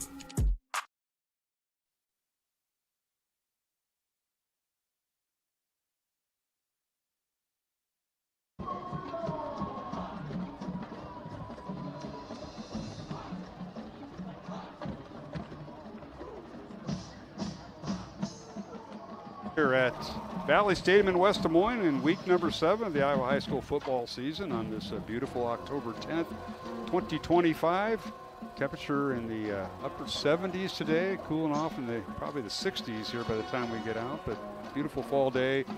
Weather's been great, and Matt Maindring, we've had a pretty good night for high school football. Oh, they're going to put us on the tube now, so now we got to look into the Yeah, now we got to look in the camera, but what a night it was, and 14-0 Dowling at halftime. It is, and you know, I feel better than I sound. We'll battle through this. I'll take your word I don't know for if it. I look better than I sound, but as long as my wife thinks so, I'm in good shape. That's what happens when you're on the PA too much that's right. at school. This looks like the makings of a championship team, and you say that because you got this defense that is so sound, so solid, and doesn't give up that big play, and just an offense that can be methodical and hit you in many different ways. And and you really want a ball control offense. It doesn't give the other team as many touches, and even that series where they went 90 yards and they missed a field goal, it chewed up 5-6 minutes of clock. So that's what you want to do. Dowling leads it at halftime by the score of 14-0. A pair of Ian Middleton touchdowns for Dowling in the first half, both from 3 yards out. Let's take a look at the first half statistics. We appreciate Jarrett Seifert, one of the Dowling coaches, who provides those to us. The Maroons with 13 first downs in the first half, 12 for Waukee. Dowling rushed the ball 19 times for 100 yards. The Warriors, 15 rushes for 19 yards. Dowling averaging 5.5 yards a rush. Quarterback Joey Nahas, 8 out of 11 passing, no interceptions for 94 yards and no touchdowns in the first half. Quarterback Beckett Baker for Waukee, 4 out of 10 passing, no interceptions for 16 yards in the first half. So the Maroons, for total yards in the first half, 194 yards for Waukee, 35 yards on just 28 plays. The Maroons were 4 of 8 in third down conversions, as was Waukee, and the Warriors had the only turnover in the first half. And now let's take a look at some other statistics as we get some of the individual statistics. Joey Nahas, 8 of 11 passing, no interceptions, and for 94 yards and no touchdowns in the first half. Jeffrey Roberts, 2 catches for 50 yards. Sam Drexler, 5 catches for 39 yards, and Ian Middleton, 1 catch for 5 yards, leading the Dowling receivers. On the ground, Ian Middleton, 14 carries, 102 yards in the first half. Joey Nahas, 1 carry for 10 yards, and Grayson Pennington, 3 carries for 10 yards. And the leading tacklers for the Maroons, Ryan Bobo, along with Jackson Miller and Jordan Watson, 3 tackles each. Kyle Schumacher with 2. As that is a look at our first half statistics. I gave another page here. Oh, Yeah, you got the individuals. Individual stuff, all right. And we mentioned Bobo, Miller, and Watson with 3 tackles, Schumacher with 2 tackles, and Middleton, Robertson, Hagan, all with 1 tackle each. And that's a look at our first half statistics. And, Matt, I know you're kind of looking the scoreboard around. Yeah, the scoreboard, and again, Waukee Northwest leads Southeast Polk 17-0 at the half. Valley's up on Sioux City North 28-0 in the second quarter. Centennial's leading Indianola 14-8 in the second quarter. And Dallas Center Grimes is up 10-3 on Marshalltown at the half. Okay. Well, our sideline reporter tonight is Taylor Bennett. He's filling in for Brian Morris. And let's go down to our Jenny Farrell sideline report. And Taylor, who do you have? We have the class of 2015, the state champion class on the field tonight. At least they're supposed to be around. You caught up with anybody yet? I got a few strapping young men here. I got Colby Gaines, Vinny Scavo, and Nico Scigliano. 3 studs, 3 champions. I got Colby's on the headset here first, guys.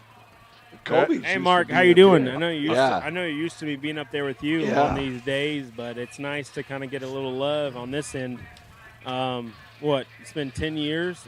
It's wild to even think about 2015. I remember calling your name, Kobe, a few times. I know. You called my name a couple times. I got some key blocks and some stuff. So absolutely. It's awesome to be back here. I mean, the Dowling community is so just loving and appreciative of everything we've done. I mean, it felt so common because we won 7 years straight.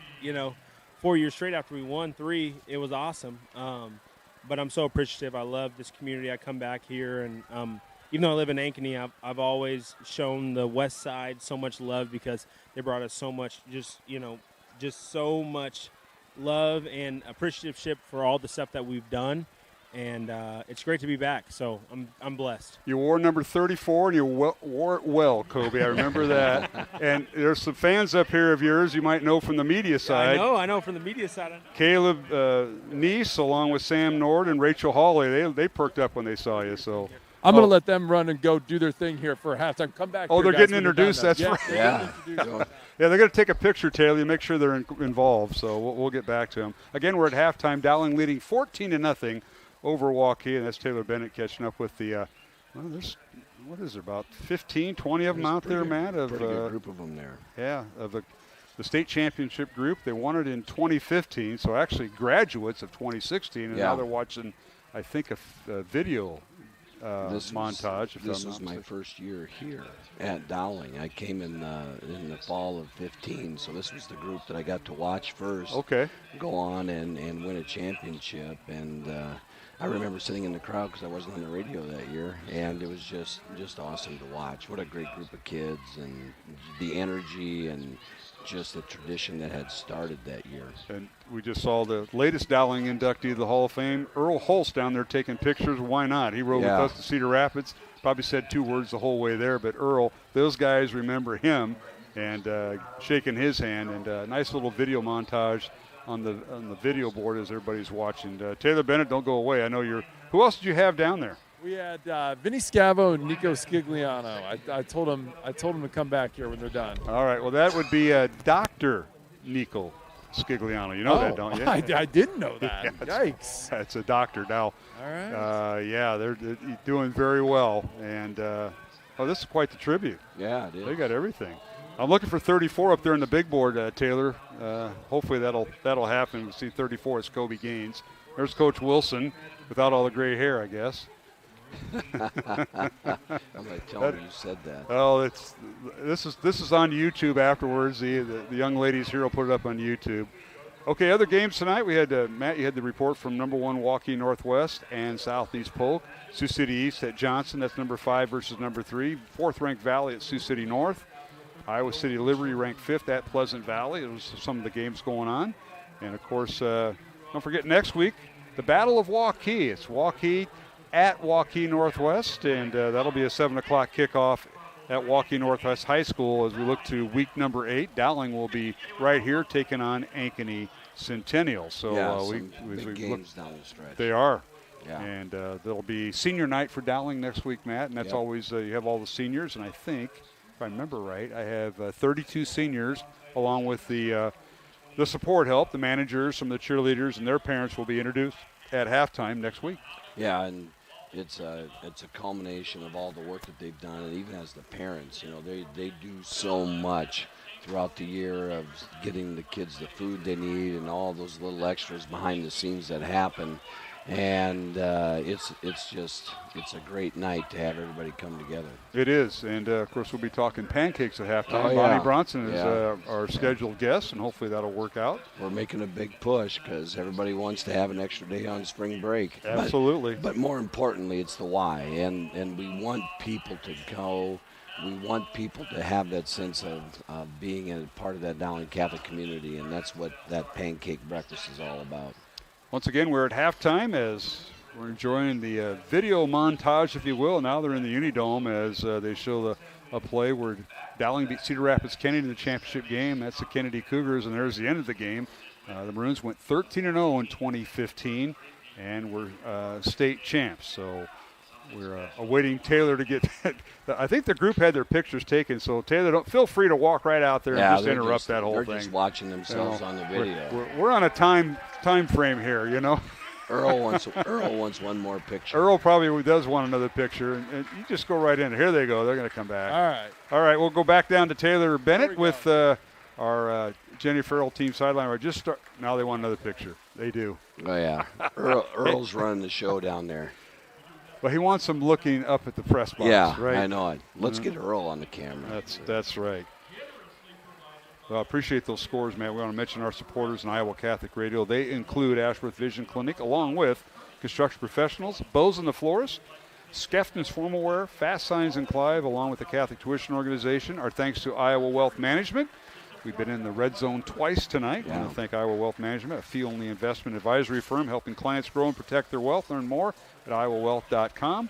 And, of course, I think we're about safe to go down to our Jenny Farrell team Remax Concepts sideline report. Let's go down the field here at halftime. Dowling leading 14-0. Taylor Bennett, who do you have?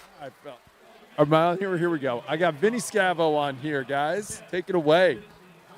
How we doing, guys? Well, doing well. Vinny, how are you? I'm fantastic. It's good to come back to this community. Not that I really walked away, but it's a lifelong thing when you be part of the school and be a part of the community here. And it's great to see everyone come out, especially from 10 years ago. Starting to feel a little old from that. What did you think of the video they did for you guys? Same thing as everyone else. We're all talking. There are things we don't remember, and we're going, oh, my, that happened? But it's cool to have all those memories pop back up and actually just relive that moment for a second, because it's always a special time of your life. It doesn't matter where you are, what you do. You always got brothers right side. Absolutely. Who was your position coach at Dowling back in 2015? I had Jim Williams. I played offensive line. I was a center. So, God rest the man's soul, but he was an awesome man and took care of business for us, always treated us great, and taught us a lot of life lessons. Absolutely, and he and Andy Pollock, I know, made you guys better, and, undefeated. That had to be, you doesn't see that happen in 4A and 5A very often. No, I think it's still something it's something cool to do. Even if you don't win a state title, if you just go undefeated through the season, it's such an extreme task. Just as a team or individual, just to be a part of that. All right. Well, who was the most surprised when you got here 10 years later? Who's changed the most of that group of yours? Honestly, Zach Ross played offensive line at Iowa State. Yeah. He walked in here, and I looked at him twice, and I was like, that's not an offensive lineman anymore, because he's in such great shape. I was amazed. Yep. He still got the beard? Oh, still got the beard, but he's walking around at probably about 220 at 6'4", and I was like, wow. Last time I saw you were Iowa State in 315. Yeah. So that was a shock. That was. All right. Well, Mr. Scavo, thank you for joining us. Congratulations on coming back, and that was a great tribute to your class, 2015. I appreciate it. You guys have a great night. You as well. That's great. Thank you, Taylor, for that. I know Taylor's got to get the headphones off, and he may grab somebody else. He'll talk somebody else into coming on. Is this Doc? He's going to get the doctor on? Yeah. Dr. Skiggs, take it away, Taylor. We lost Dr. Skiggs, but we got Kurt Walding here. Okay. Oh, the quarterback. It's a quarterback fraternity down here right now. Yeah, that's dangerous, too. They're going to start calling all pass plays. The running backs might as well just go home. But Kurt Walding, welcome. Hey, how you doing? You're doing well. Congratulations. What did you think of that video montage of your class? Oh, that was awesome. That was a trip down memory lane, so it's good to see. What a year. You and J.T. Brown were the co-quarterbacks, and then J.T. unfortunately goes down with an injury in the semifinals, and you take the reins and take them right into the championship game, and you defeat Cedar Rapids Kennedy, which we saw on the video board, Kurt. Yeah, that was a tremendous night, wasn't it, up there in the Dome? Yeah, it was a ton of fun. Obviously, we had a great team, and got the 3-peat done for the first time, I think, in history. So, the guys after us kept the torch going, got 7, so that's awesome. Kurt, going back and looking on that journey, what's one thing that stood out? One moment for you that stood out? I think one moment that stood out for me was just I played at the FBS level, junior college, and FCS level, and I just think that brotherhood that we had at Dowling, especially our senior year, was just unmatched. So that's the most fun I've ever had playing football by far, and it's something I always look back on and just think about how awesome that was. Well, what a year you had that year, throwing for 12 touchdowns, a couple interceptions, but leading the team to the state championship and knocking off Kennedy. You remember that night up in Cedar Falls? Oh, yeah, I'll never forget it. That is awesome. Well, you've had quite a career. You went to junior college, and you were good enough to make it to, was it Arizona State that you ended up finishing at? Yeah, Arizona State. That's awesome. Well, Kurt, welcome back. Thanks for being on Iowa Catholic Radio and CISN on our live stream, and have fun this weekend. Will do. I appreciate you guys having us out here, and it's just a great opportunity to be back, so I appreciate it, and let's get a win tonight. All right. That's Kurt Walding on the sidelines with Taylor Bennett. We're going to take a break as the teams are back on the field for their mandatory warm-ups, and we'll take a 1-minute break here. Dowling leading at halftime, 14-0 over with the Waukee Warriors alongside Matt Maindring. I'm Mark Amadale. That was Taylor Bennett with our Jenny Farrell team sideline report. Back in 1 minute along the Iowa Catholic Radio Network and CISN. What if you could make a priceless difference in your community for as little as $5? With the Des Moines Catholic Worker House, you can. For nearly 50 years, the Des Moines Catholic Worker House has given the homeless and low-income community a place to feel welcomed. With your support, we could turn 3,000 free meals each month into 4,000. We could build a brand new warming and cooling center in our future facility. We could provide more hygiene products, more clothing, and more hope to those who need it most. Feed the hungry, clothe a neighbor, and spread your generosity throughout Des Moines by scanning the QR code on the screen right now. Donate online via PayPal or mail a check to make a priceless difference in your community today. Thank you so much for your support. Valley Stadium in West Des Moines. Waukee will kick off to start the second half and defend the north end zone. The Warriors in their visiting white uniforms with purple helmets. Dowling in their home maroon uniforms with white numbers, white helmets, and white pants. Dowling going right to left, south to north as Sammy Drexler and Jeffrey Roberts set to return for the Maroons as we get underway. Low scoring first half, 14-0 Dowling. Pair of 3-yard touchdown runs by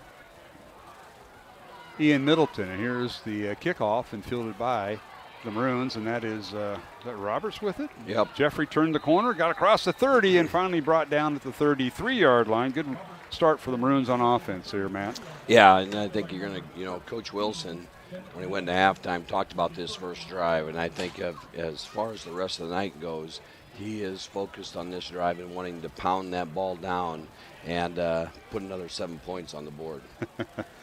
Yeah, the Maroons, as you mentioned, right before the half, went on that long drive, started at their own 8-yard line, got inside the 15-yard line of Waukee, and it fizzled out. And Dowling with the first down at their own 34-yard line, underway here in the third quarter. Handoff Middleton. Who else? That's how the game started, with a bunch of Ian Middleton left and right, and this time they run left right over Carter Barrett and Josh Miller, who is not in the lineup, as Cade Krause now at left guard and Owen Marr at center.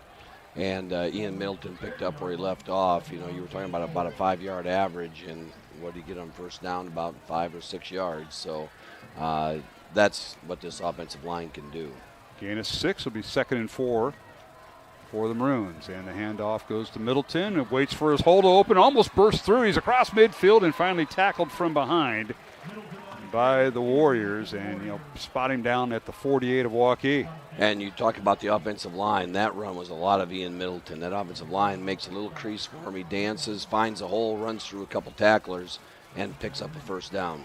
Maroons going a little bit of tempo, and they keep it on the ground, and finally brought down is Middleton at the 46, gain of 2. And, you know, Coach Wilson talked about that going into the half, too, about tempo. And this offense, you know, and it's one of those things you practice all the time, and you go, God, we get in that rhythm in practice, and you want to do that on the field as well. And so you can see the play calling here going a little quicker. Right back to throw is Joey Nahas. Fires the ball downfield looking for Roberts, and it is incomplete. Ball and receiver met at the 10-yard line, but Jeffrey couldn't haul it in as he had to come back for it just a bit. Stops the clock with 10:36 remaining third quarter, and Dowling leading 14-0. Brings up 3rd and 8 for the Maroons. That's going to be 3rd and a little bit more. There's a flag. Oh, I see it right there at the 48-yard line, which is the line of scrimmage, and Dowling walking backwards. So this will come with the penalty. And that play was just a go play there for Jeffrey Roberts as he takes off down the field and just saying I'm faster than anybody and run by him. And the ball was tailed inside a little bit for Jeffrey to come back to, but it wouldn't have mattered. The holding call. Reload on 2nd and long. Maroons with one back in the backfield, and that is Ian Middleton. He goes in motion. 2 receivers left, 2 to the right, and now Nahas has the ball knocked out of his hands, and it's a loose football. And still loose, and Waukee will come right on top of it on the 50-yard line. And that's a weird play. His arm's going forward. The thing is, Joey got his helmet ripped off. Well, he did, and now Dave Rittman and George Harwood, the umpire, will visit, and let's see if we can pick it up here. Pass is incomplete, so they ruled a forward pass. And that'll bring up. We'll get a watch it here on the replay. I'm just surprised he didn't call a face mask. And his arm was going forward. That's the right call. Warriors recover, but it's going to be an incomplete pass. So that'll stop the clock with 10:26 to go third quarter. Now, Nahas needs to come out because he lost his helmet, I believe. So that brings Ethan LaCava into the football game. So 3rd down and 18 from the 44-yard line. LaCava comes in for a play, hands it off to Middleton. Ian blasts up the middle across midfield, and he's up to the original line of scrimmage. He just ran over 2 kids. He ran through him, I think. Yeah, he did. Down to the 47 of Waukee. I'm not going to be denied. And 4th and 9, and bring it in, and here goes the punt team. And you kind of knew they were going to hand it off with LaCava coming in, not having any time to get warmed up, and shuts down that drive. So Dowling will go into punt mode, and Henry Smid coming in, gets it away from his own 40-yard line. High end over end kick, bounces at the 20 and takes a Waukee bounce. Runs down it right at the 29-yard line. That's where the Warriors will start. 1st and 10 from their own 29 with 9:46 to go in the third quarter. Dowling leading 14-0. We'll go back down to our Jenny Farrell sideline report.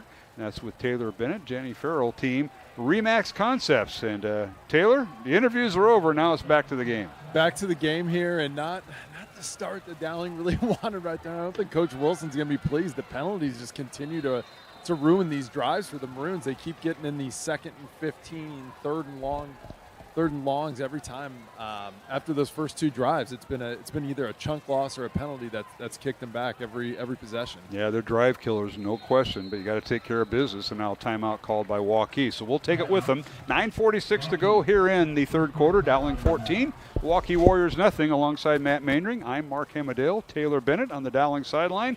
Back with more on CISN and Iowa Catholic Radio. You want to get stronger, faster, healthier. You want more. You want to be part of something bigger than yourself. A place for people of all ages, all walks of life, that provides opportunities for all to succeed. We do that. We're the why. Build more than muscle. Build a stronger community.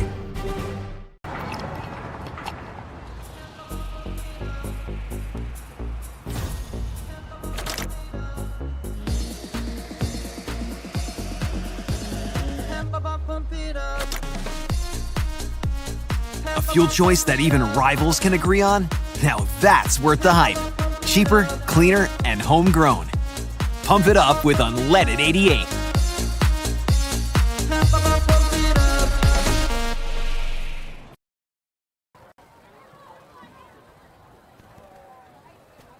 All right, we're back here at Valley Stadium in West Des Moines out of the timeout called by Waukee.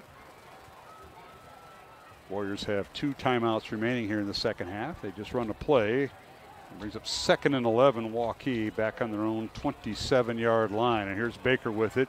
Wanted to run the option, but kept the football, tucked it underneath, followed his center, and he's finally stood up at the 30-yard line, so he'll gain 3. I'll bring up 3rd and 7. Trying to see who came in there, and I believe that was Carlos Blount came in there and makes the hit on Baker as he tried to escape up the middle. And they've run that quarterback draw look a number of times as that rush, you're trying to find ways to slow that rush down, and it's a screen play, it's a quarterback draw, it's that wide receiver screen. They're trying all those things because they can't get time to throw the deep ball. All right, 3rd and 8 for Waukee. 8.5 minutes remaining here in the third quarter. Game clock continues to run. 2 receivers left, 2 to the right. Back to throw. Now blitz is on, and now Baker may go down, and he does. Back at the 22-yard line. And everything broke down. That was a coverage sack. Yeah. And so the cornerback and safeties are a big part of that, sort of the linebackers, but the front 4 got him. Bobo was through there again in a hurry, and they brought an edge blitz. It was Joel Sanko coming off the wide side of the field, and he's back there, and the defender's trying to pick her up, who to block, and Bobo gets through and wraps him up, and a big loss for the Warriors. Yeah, loss of 8. We'll bring up 4th down, 4th and 16, as Beckett Baker, the quarterback, is also the punter, and a low line drive kick. And Drexler will pick it up at his own 37, trying to get outside, and he's going to be stacked up and dropped there. So it'll be 1st and 10 Dowling from their own 37-yard line is where the Dowling offense will take over for the second time here in the third quarter. Last time the Maroons took over on their own 34 and ended up having to punt it after all those penalties. And let's go down to our Jenny Farrell sideline team, and that is tonight Taylor Bennett, Jenny Farrell Team Remax Concepts report. And Taylor, let's see if the Maroons offense got their penalties out of them by now. Let's see it. I'm ready for a big long drive here. I'm also ready for a big pass play. I feel like that's something that we haven't really seen yet tonight. I'm ready for these receivers to break out a little bit. I want to know what you did as a quarterback to get everybody to wake up. Like, no more penalties. I want to know what you said to him. What'd you say, Taylor? Clean it up. I don't know. Yeah. You got to be nice to everybody. I didn't have that type of clout. I wasn't good enough to be able to scream at people. I'm trying to be a good leader, though. Coach Williams would have probably said enough. Yeah, you put that on him. Absolutely. Yeah. That's awesome.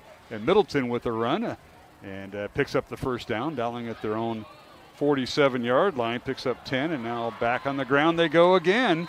And a first down carry that time by Ian Middleton. So do you think Ian might have said something like, hey, guys, I got this, just don't hold? Yeah, this is definitely, I don't doubt that for once. And he's the kind of young man that would say that, too, just feed me. And Ian's a great kid. And right now, he's hungry and he's running hard. 1st and 10 Dowling from the 38 of Waukee. Middleton up the gut again, spins out of a tackle and finally brought down at the 30, make it the 29-yard line. And, I think for him right now, you're getting into that secondary. And if you're a secondary player for Waukee, you don't want to tackle him.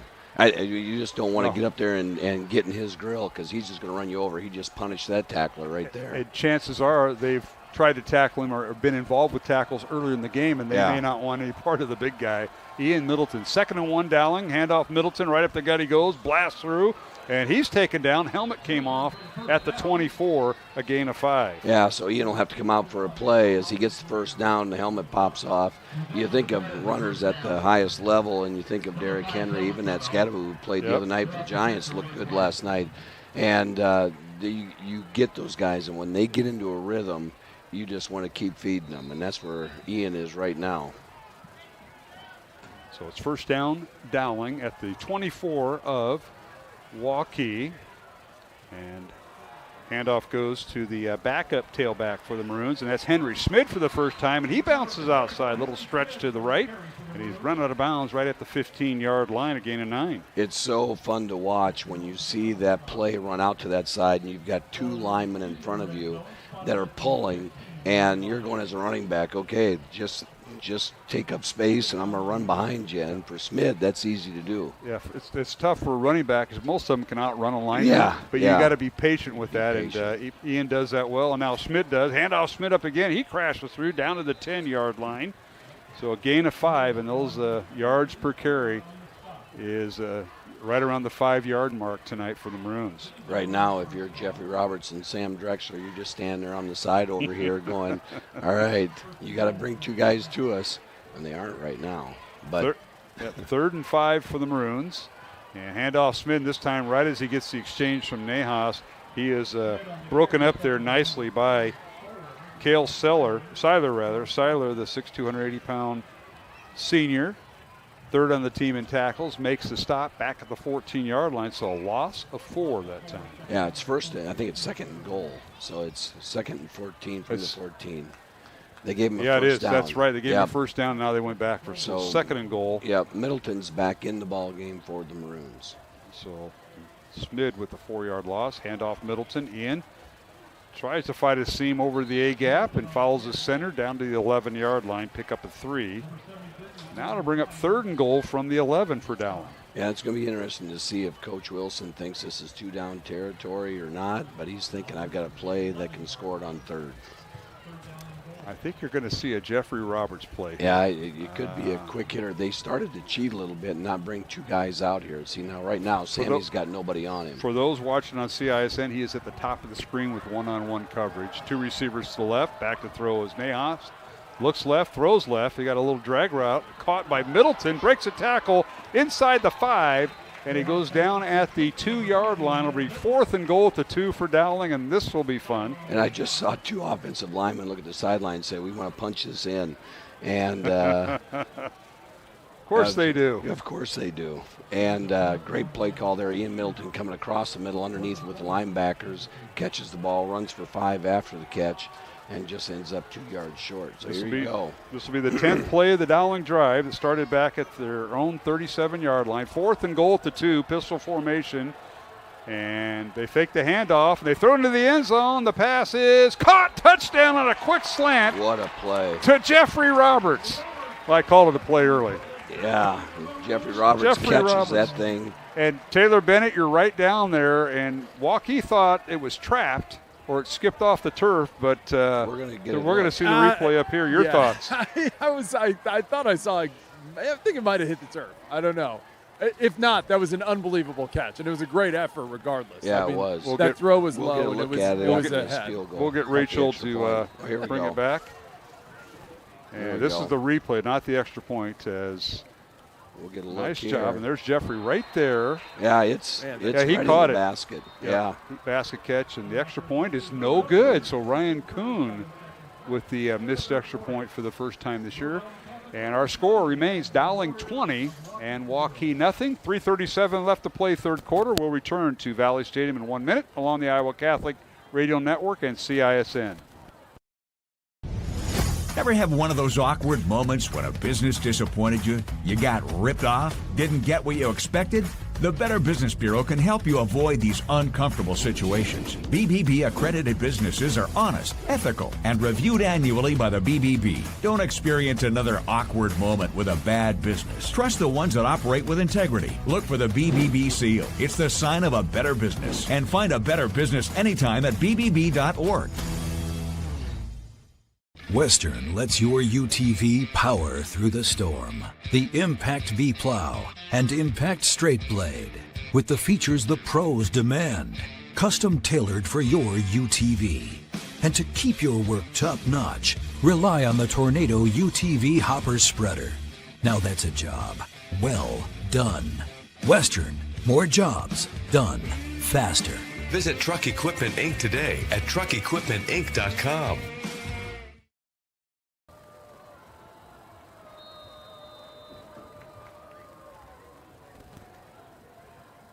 All right, we're back here at Valley Stadium. Here's the kickoff by Ryan Kuhn. Short kick fielded by Waukee at the 15-yard line and hit and drop at making the turn by the Warriors.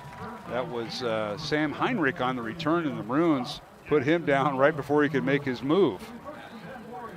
Jackson Miller on the tackle there for the Maroons. He came up and a great open field tackle on the kickoff team. And one of the things that you see from Dowling year after year is they have a lot of first stringers on those special teams. Yes, they do. They don't, dig into their bench, kind of maybe next year's group biding their time, and you don't see that. Be a first down for the Waukee Warriors from their own 18-yard line. Dowling leading 20-0. The extra point by Kuhn was no good. Rare miss, his first miss of the year. Now the Warriors put the ball on the ground. The tailback, Ben Case-Hobb, with the carry from his own 18. He gets across up to the 20-yard line, I should say. Gain of 2 to bring up 2nd and 8. Yeah, good tackle there by Dylan Descharme, who comes in, 5'10", 195-pound sophomore in the football game right now, and comes in and makes a good tackle there for the Maroons.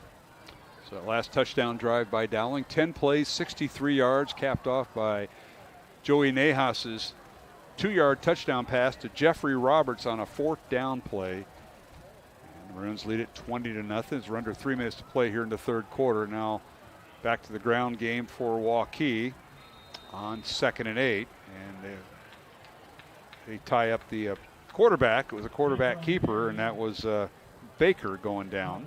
Yeah, and then runs into that rugby pile. And that defensive front, that's a tough place to make things happen. And again, Dylan Sharm comes in on that play and gets on the pile at the end. So a gain of 2 by Baker. It'll bring up 3rd and 6 for Waukee. Got to start putting the ball in the air. They're going to send out one receiver wide right. That's Xavier Gutierrez. And 3 receivers at the top of your screen if you're watching on CISN, 3 to the left. And the handoff goes to Case Cobb. Tries to get outside the numbers, and finally he's angled out of bounds as the Maroons push him out of bounds. Nice job that time by Carlos Blunt. Yeah, and Jordan Watson out there on the play, and they get the stop and force a 4th and short. I got to believe they're going to punt. They leave the offense out there right now. Yeah, it'd be tough going here. Let's go to our Jenny Farrell team sideline report. Jenny Farrell team Remax Concepts and Taylor Bennett. Dowling defense been very stellar tonight. They're trying to pitch their 2nd shutout of the year, the 3rd on the season coming up, hopefully. They've just been looking insanely good. That Waukee has a play, man, maybe 1 over 10 yards this whole game. They've just done such a good job of containing Baker. He's a little jitterbug back there and doing it again here. Yep, they're going for it on 4th down, and they won't get it. They had no chance. Baker keeps it as he ran left towards his own sideline, and Dowling will take over with 1:50 remaining here in the 3rd quarter. Mark Amadale alongside Matt Maindring and Taylor Bennett. I was looking through the scores again. Yeah, no updates. No updates, all right. No updates. Everything's kind of the same right now. And right there, that was Coach Baker putting all of his chips on the table. You know, that's the last call. Here we are, and late in the 3rd quarter, he was trying to get his team to make something happen, have that positive spark, and it didn't happen. So first down, Dowling. They take over deep in Waukee territory at the Waukee 23. Middleton gets the handoff. Ian trying to break a tackle, gets down to the 20 for a gain of 3. Bring up 2nd and 7. Nice run inside again, and Owen Marr has come in and done a good job in Josh Miller's absence, and the offensive line hasn't missed a beat as Kate Krause slides out to guard and Owen Marr comes in at center. All right, here is Nahas on the snap. Handoff left side, and that's Middleton. He tries to pop it outside, runs out of real estate. He's run out of bounds on the far sideline in front of the Waukee bench. He may have lost a yard. He may have. 21-yard line, loss of 1. Yeah, and Waukee now says we've seen that play quite a bit tonight. Yeah. We're gonna still got to block it. You still got to tackle, but yeah. And they got over the top of that play a little bit quicker, and here we go. All right, the Maroons bring in Quinn Schmolback. He's receiver, 1 of 2 to the top of the screen, 2 receivers to the bottom of the screen. Back to throw is Nahas. Looking right over the middle. The pass is caught by his twin brother Jimmy with the catch. And he's run out of bounds with a first down. And boy, that was a bobble, hang on, and get out of bounds. Nice job by the twin brother Jimmy. It was kind of a slow motion thing. And then he broke a tackle to get the first down because he didn't have first down when he first caught the ball. Nahas to Nahas, a first down Dowling. Ball at the 11-yard line of Waukee, gain of 10. And now you've got a chance to get a first down before you score here. And Dowling trying to put this one away. 3 receivers to the left. Handoff goes to Middleton, and Ian runs left, tries to get outside, and finally crashes down about the 7 or 8 yard line. And this is where that defense for Waukee's been on the field a long time. And when your offense can't get first downs, then it turns into a game where defense is out there continually, especially as a time-consuming drive like this one for Dowling as they march down the field. Well, final 45 seconds of the third quarter. Maroons with 2 receivers to the right. That's Drexler in the slot and Roberts, the outside receiver. Pistol formation. Nahas with Middleton in the backfield. Handoff goes to Ian. And runs over center, now reverses field, and he trips and falls at the 10-yard line. He'll lose 2, and that might be the final play of the third quarter. Yeah, he's going to be angry at himself. He had to bounce out, and he had a little opportunity there. He saw a window, but didn't get to it. I think you're right. They're going to let this clock run out. I was kind of thinking he'd do like Trevor Lawrence did against the Chiefs on Monday night and regain his balance and then pick it up, but he couldn't. And the third quarter is going to end with the score. Dowling 20, Waukee nothing. Alongside Matt Mandring, I'm Mark Amadale. Taylor Bennett on the sidelines tonight, and our CISN team also here as we simulcast. We'll be back with the fourth quarter in 1 minute along the Iowa Catholic Radio Network and CISN. What if you could make a priceless difference in your community for as little as $5? With the Des Moines Catholic Worker House, you can. For nearly 50 years, the Des Moines Catholic Worker House has given the homeless and low-income community a place to feel welcomed. With your support, we could turn 3,000 free meals each month into 4,000. We could build a brand new warming and cooling center in our future facility. We could provide more hygiene products, more clothing, and more hope to those who need it most. Feed the hungry, clothe a neighbor, and spread your generosity throughout Des Moines by scanning the QR code on the screen right now. Donate online via PayPal or mail a check to make a priceless difference in your community today. Thank you so much for your support.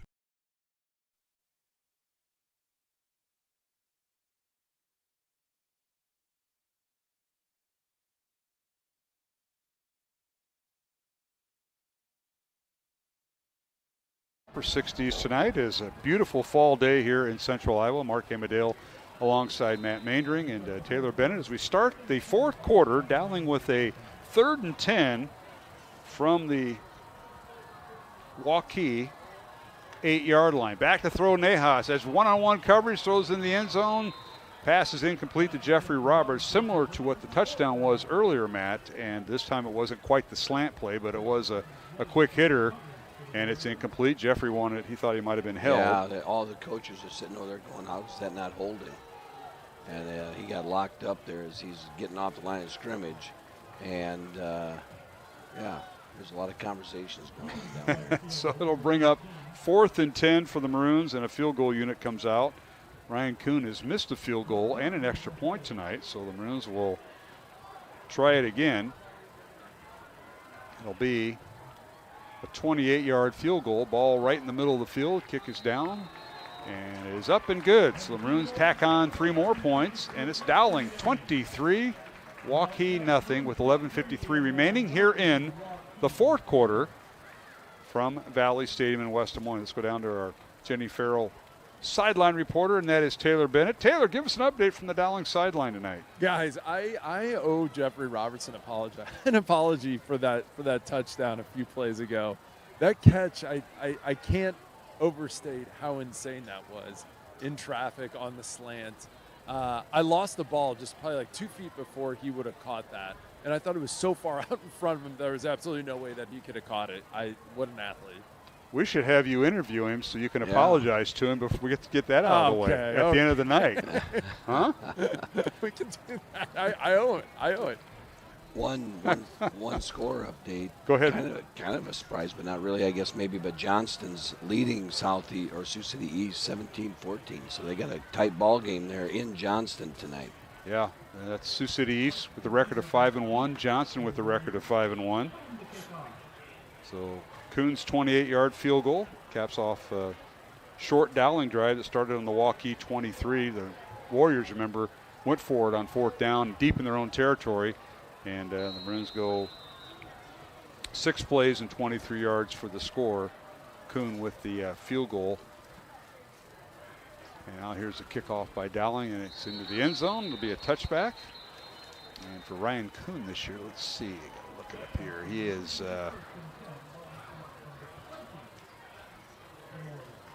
8 of 10 in field goals on the season. And that kickoff by Kuhn goes into the end zone. It'll be a touchback, and Waukee will start 1st and 10 from their own 20-yard line. And don't have the running clock here, Matt, but the Warriors want to try to make something happen because this transfers right into playing the #1 team in the state next week. Yeah. Waukee at Northwest, and Northwest rolling on Southeast Polk tonight. Here's Baker back to throw, fires it out, and a quick hitter. It's caught by Jaden Jeter, and he'll be shy of the first down. He catches at the 25, gain of 5. Yeah, that game going into the fourth quarter is now 24-0 in Northwest. Wow. Northwest is for real. And, this team's got play the 2 top teams in the state back-to-back. That's a challenge. And right now they are looking for something positive. Meanwhile, this defense is looking to get this shutout. Yeah, that's kind of the thing. This will be the 3rd shutout of the season. This could be back-to-back. Last week, Dowling winning 34-0 on the road at Cedar Rapids Kennedy. Here at 2nd and 6, Baker now back to throw, rolls to his right, and wants to throw and can't. He's tackled out of bounds back around the 21-yard line. He'll lose 4 yards.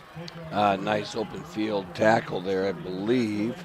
I think it was Bonanno, wasn't it? Yeah, that is Bonanno. And Bonanno makes the tackle there out of bounds or on the boundary and didn't let Baker get rid of the football. You know, I didn't recognize Anthony because he's got he's got his old number on, his own number, 30. A little bit of last week, some of the things that happened to our broadcast and some of the Dowling squad, but he's got a different number on. Oh, no, he's got his right number on. Yeah. Nice job. All right, 3rd and 9 for Waukee. Line of scrimmage back at the 21-yard line. Loss of 4. Back to throw Baker. Pocket collapses, but he fires out. He overthrew everybody. Incomplete. The big guy, Jacobson, was the intended receiver, and he was well escorted that time by Joel Sanko and Maddox Capola. And they probably run across each other on the basketball floor, too. But that's the first time we've called his number tonight. That's the first time they've looked for Evan Jacobson, it looks like, too, or had enough time to throw it to him. Yeah, Jacobson, 13 catches on the year, 175 yards coming into the contest, no touchdowns. And now it'll bring up 4th down, and the punting unit coming out for Waukee. Baker, the quarterback, moves to punter. He's done that all night. Drexler standing at midfield. Good snap, kicks away. It's a line drive, and Sam's going to let it bounce at midfield and roll out of bounds at the Dowling 40, and that's the Maroons will take over 1st and 10 from their own 40-yard line with 10:46 to go here in the fourth quarter. Dowling 23 and Waukee nothing. And let's go down to our Jenny Farrell sideline report. Guy who coaches, he's got the note cards and everything on Saturday mornings, and that's Taylor Bennett with the Catholic Football League. What time's your game tomorrow, bud? 11 o'clock, week 6, last game of the year. We got the late slot. We also had the 11 o'clock slot on the Iowa State game, which was frustrating. Are you trying to tell me the schedulers got it out for you, Taylor? I didn't say that. Well, I'm asking. It sounds like you're kind of complaining that way. Not complaining, just stating facts. I remember some sophomore basketball practices that when you guys started in on that stuff, Coach Slabonia and I and Coach Nahas wouldn't have anything of that. That would never have been me. Not a chance. And you know what?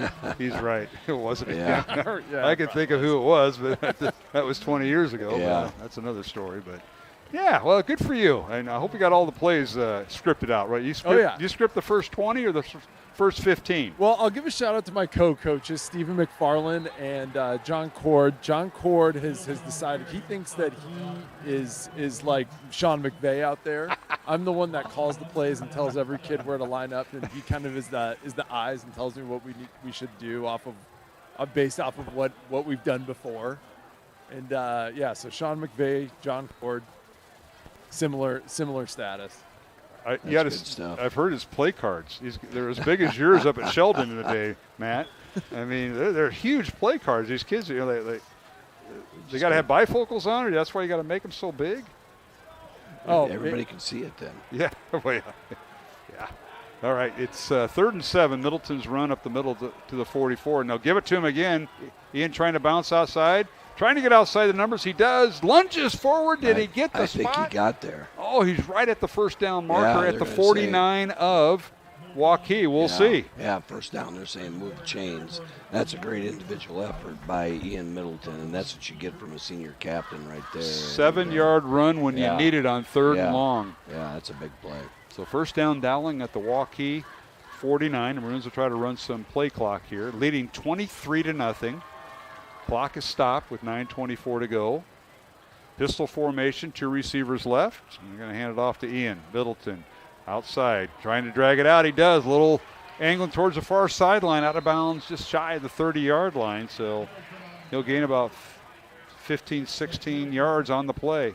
And that play again, that's the one they got the first down on early in the game. And you got 2 linemen out there, and Middleton's just kind of trotting behind them, waiting for them to pick up their blockers and then make a play. 16-yard gain, first down, Dowling. 9:15 on the game clock. It continues to run here in the 4th quarter. The Maroons with 2 receivers to the right. It's Sam Drexler and Quinn Schmalbach. Man in motion, back to throw Nahas. Looks left, throws it left. Pass is caught and then running with the football, and that is Sammy Drexler. He's going to go in for the touchdown. Yeah. Wow.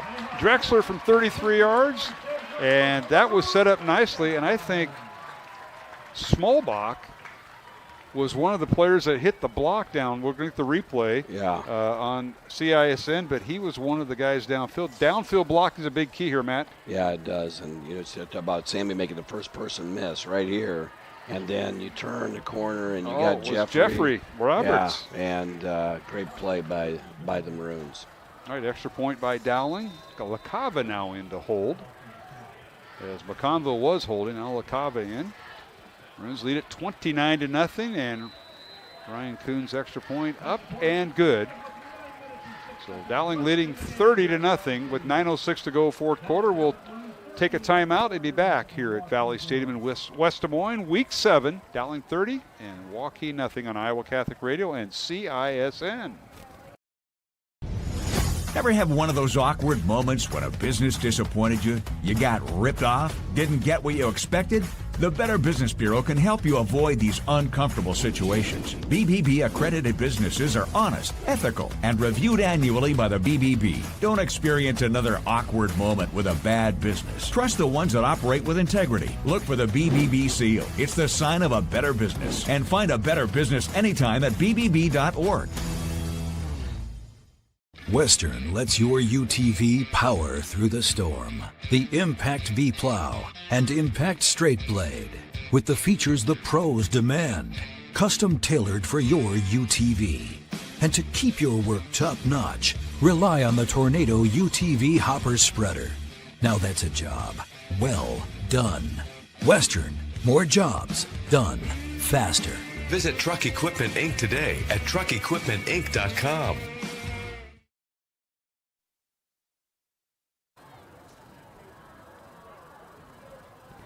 All right, we're back here at Valley Stadium in West Des Moines. Simulcast tonight with CISN on the Iowa Catholic Radio Network. Kickoff by Ryan Kuhn into the end zone, touchback. And it'll be 1st and 10 Waukee on their own 20-yard line. Dowling scoring on a Sammy Drexler 33-yard touchdown reception from quarterback Joey Nahas, his 2nd touchdown of the night. Dowling leading 30-0. Let's go down to our Jennifer Farrell sideline reporter tonight, and that is Mr. Taylor Bennett. And give us an update, Taylor. Oh, he's chatting he's chatting with either a coach. Taylor, let's go down to you. Yeah, what a weapon. That was we were just waiting for that exact play to happen. Just throwing it out to the flats and let the receiver work. Drexler did 33 yards and a nice downfield block from Roberts, too. There's Jacobson with his first catch of the night over the middle as Baker hits him for a first down. That is it his first catch? I think so. Yeah, it probably is. So it's a first down, Waukee from their own 33-yard line. Jacobson. Chase Hobb on the run, or Ben Case Hobb on the run there the Warriors get short pickup, and they're kind of in hurry up again right now. Yeah, they're going to go tempo themselves, and they need to. Trailing 30-0 here in the fourth quarter with 8.5 to go. Baker back to throw. Now steps up. Now he's going to be driven down and sacked in the backfield by Brady Hagan. Yeah. He got a hold of him, the big wrestler did. He wasn't escaping that. Yeah. Hagan's going up against one of his counterparts. Andrew, I think it's Hine that wrestles for Waukee, and they've met each other a few times. And Hagan gets the sack. That'll move the ball back to the 26-yard line is where the official spotted. So a loss of 7. They're calling intentional grounding because he must have tried throwing the ball as he got wrapped up by Hagan. Yep. So they'll move the ball back to the 20 after it's all said and done. Dowling accepts the penalty, and why wouldn't he? It's a loss of down. Yeah. Well, Hagan, I'm glad he got a sack because you should have seen what he was wearing for today. You know, the guys all dress up, and the Hagans have had a tradition of wearing some flashy clothing on dress-up days, and you wouldn't have missed him coming down the hallway. A little flashy? Yeah, a little flashy. Baker back to throw for Waukee. Fires over the middle. It's incomplete. Intended receiver that time. Well, they had a couple of them. We got Cal Meisner, a sophomore, coming over the middle. It's incomplete, I think. Or Max Roach. Yeah. Max, the transfer from Oskaloosa. He and Jay White start on the basketball team, pair of guards for Coach Kanatsky, Waukee Warriors, and it was incomplete. It'll bring up 4th and 23 for Waukee. And Baker will go from quarterback to punter, back at his own, snapping from their own 20-yard line, kicks it from his 10. High short kick. Drexler with a fair catch, muffs the football, and I think it's picked up and they can't advance it. Can't advance it. So the referees got to figure out where it belongs, but nice job by the Warriors as it was picked up by Cale Seiler. We'll get the replay here, but Seiler. Yeah, he's going to throw his beanbag on about the 46. So Drexler muffs the punt, and it'll be Waukee football, but not at the 36. We'll get the replay here, Matt. Yeah, I think he touches it at the 46, so that's where it goes back to. And where he recovered it at. So recovered by Cale Seiler, and officials talking it over, and they're going to try to put it down somewhere. Let's go down to the Jenny Farrell sideline report with Taylor Bennett. Taylor, come on in. Guys, I think that was Jacobson's first catch of the game there on this earlier on that drive. Joel Sanko has played unbelievably well tonight. I think that's the reason why we haven't heard Jacobson's name really at all until that catch. He's been phenomenal. Yeah, and we got to start planting the seed of who we want to talk to here in the postgame show. So we're going to have to do some thinking there. And of course, you got to go through their handlers, Taylor. You know, you just can't go out there and say, "Hey, come over here." No. Coach Crandall or Coach Pollock, or I don't want to give them too much credit, but they do help us out a little bit. You know. All right, we'll find them. You might have some extra dollar bills in your pocket to help them out too. That does help. We get the coaches involved, and now they're going to put it, Matt. They're going to put the ball down at the Dowling 46, saying it was muffed. So back to throw is Baker. A little slip screen caught by Max Roach, and he's run out of bounds. He crosses the 45 down to the Dowling 44. And it's hard to believe, but Ryan Bobo, from his down line position, goes out and makes that tackle on that screen play, and he's just flying all over the field. He is a man amongst boys in some cases.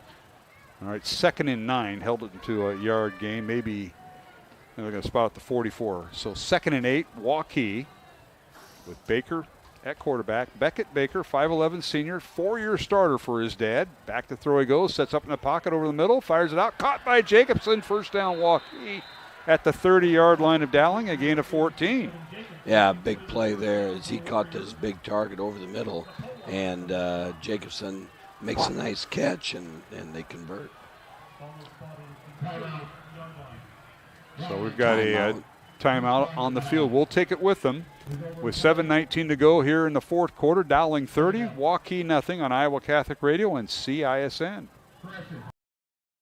You want to get stronger, faster, healthier. You want more. You want to be part of something bigger than yourself. A place for people of all ages, all walks of life, that provides opportunities for all to succeed. We do that. We're the why. Build more than muscle. Build a stronger community.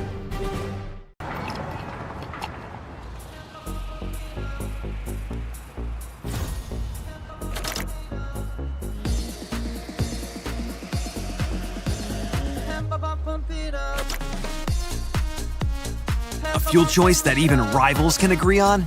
Now that's worth the hype. Cheaper, cleaner, and homegrown. Pump it up with unleaded 88.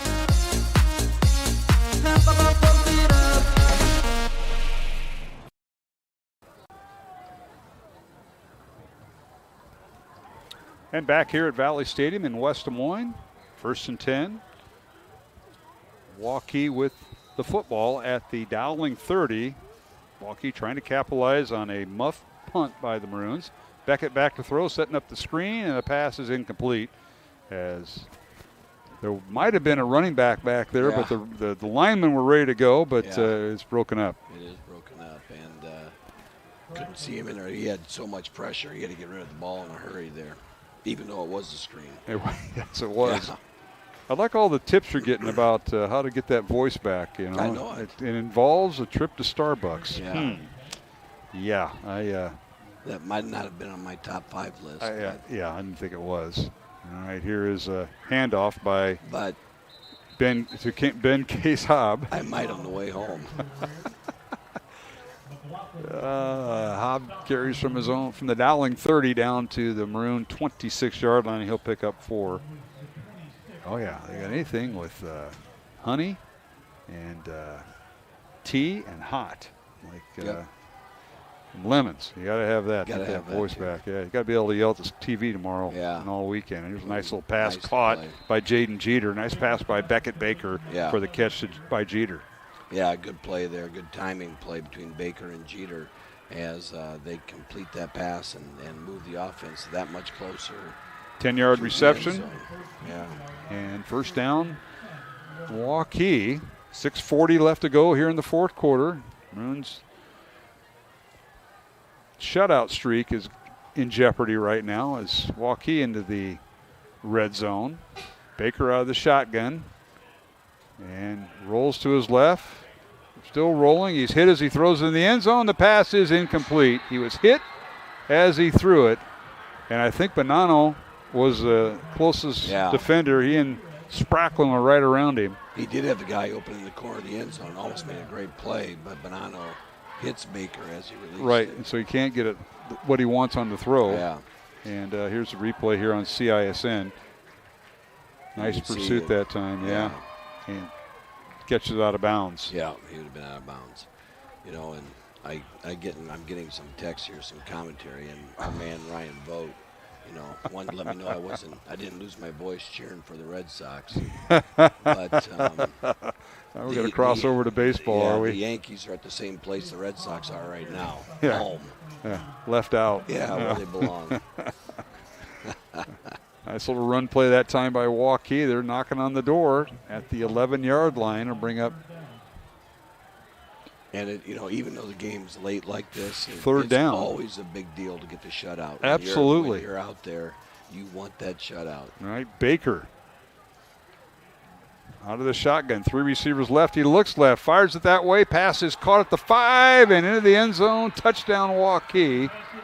Nice play that time as Baker found his receiver on the near side. Yeah, he did. And Max Roach with the catch. Touchdown Warriors from 11 yards out. Nice throw from Baker on the run and finds his guy at the 5-yard line. And you're going to see it here on CISN. And it's well set up too, man. Yeah, it was. He rolls out. He escapes here and boom, there he puts it right on him. I think the Warriors, they got the kicker out. Oh, they run the swinging gate. Yeah, I get the swinging gate.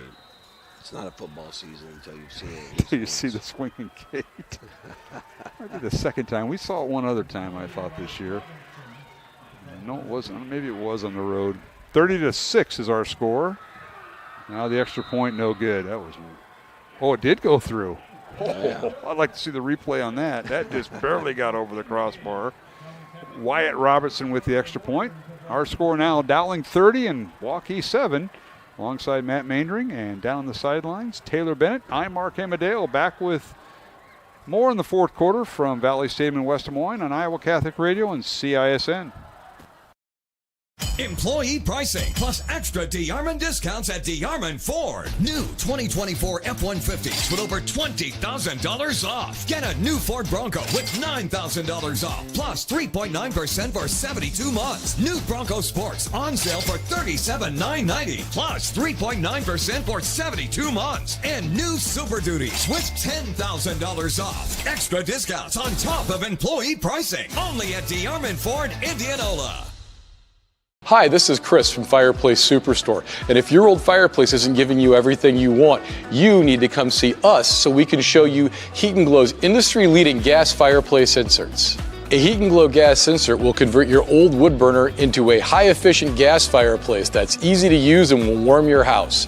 Come see us soon and get on the schedule for this winter's installations. For the best selection of fireplaces in the state of Iowa, come see Fireplace Superstore, just west of Homeacres on Douglas Avenue.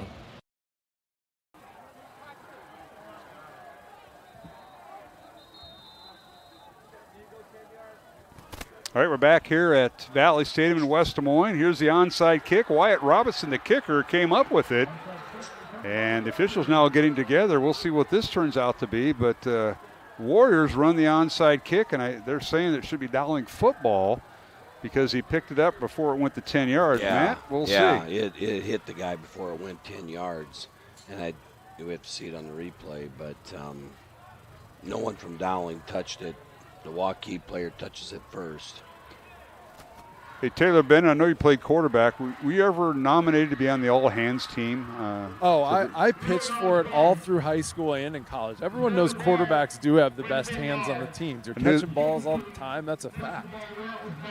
I knew that was coming from a quarterback. Yeah. First down Dowling. So so they got it right. So the kicker, Wyatt Robinson, nice job out of him with that onside kick, but he touched it before it went the allotted 10 yards, so Dowling will get the football at the Warrior 47. Yeah, and you talk about an experienced crew. That's what you saw right there. They got together, they got the play call right, and that's what you expect from a group like this. Dave Rittman and his crew are top flight, and we should recognize them because high school officials don't get recognized enough. No. And we'll do that as LaCava's in at quarterback for Dowling. And the Maroons changed their tailback too. Henry Schmidt, I think, is in there. Yep. So we're going to see a whole. Dave Rittman's our referee. George Harwood is our umpire. Michael Colley is a head linesman. David Tan is a line judge, and Grant Kettle, the back judge. Super job tonight, especially when they have to huddle with unusual things that happen. Yeah. So the Maroons take over at the 47. LaCava with the handoff. They get it down to the 43 for a gain of 4. And here's LaCava again. Play action fake. Fires the ball out. Ooh, pass is caught, nearly intercepted, but catch at a first down.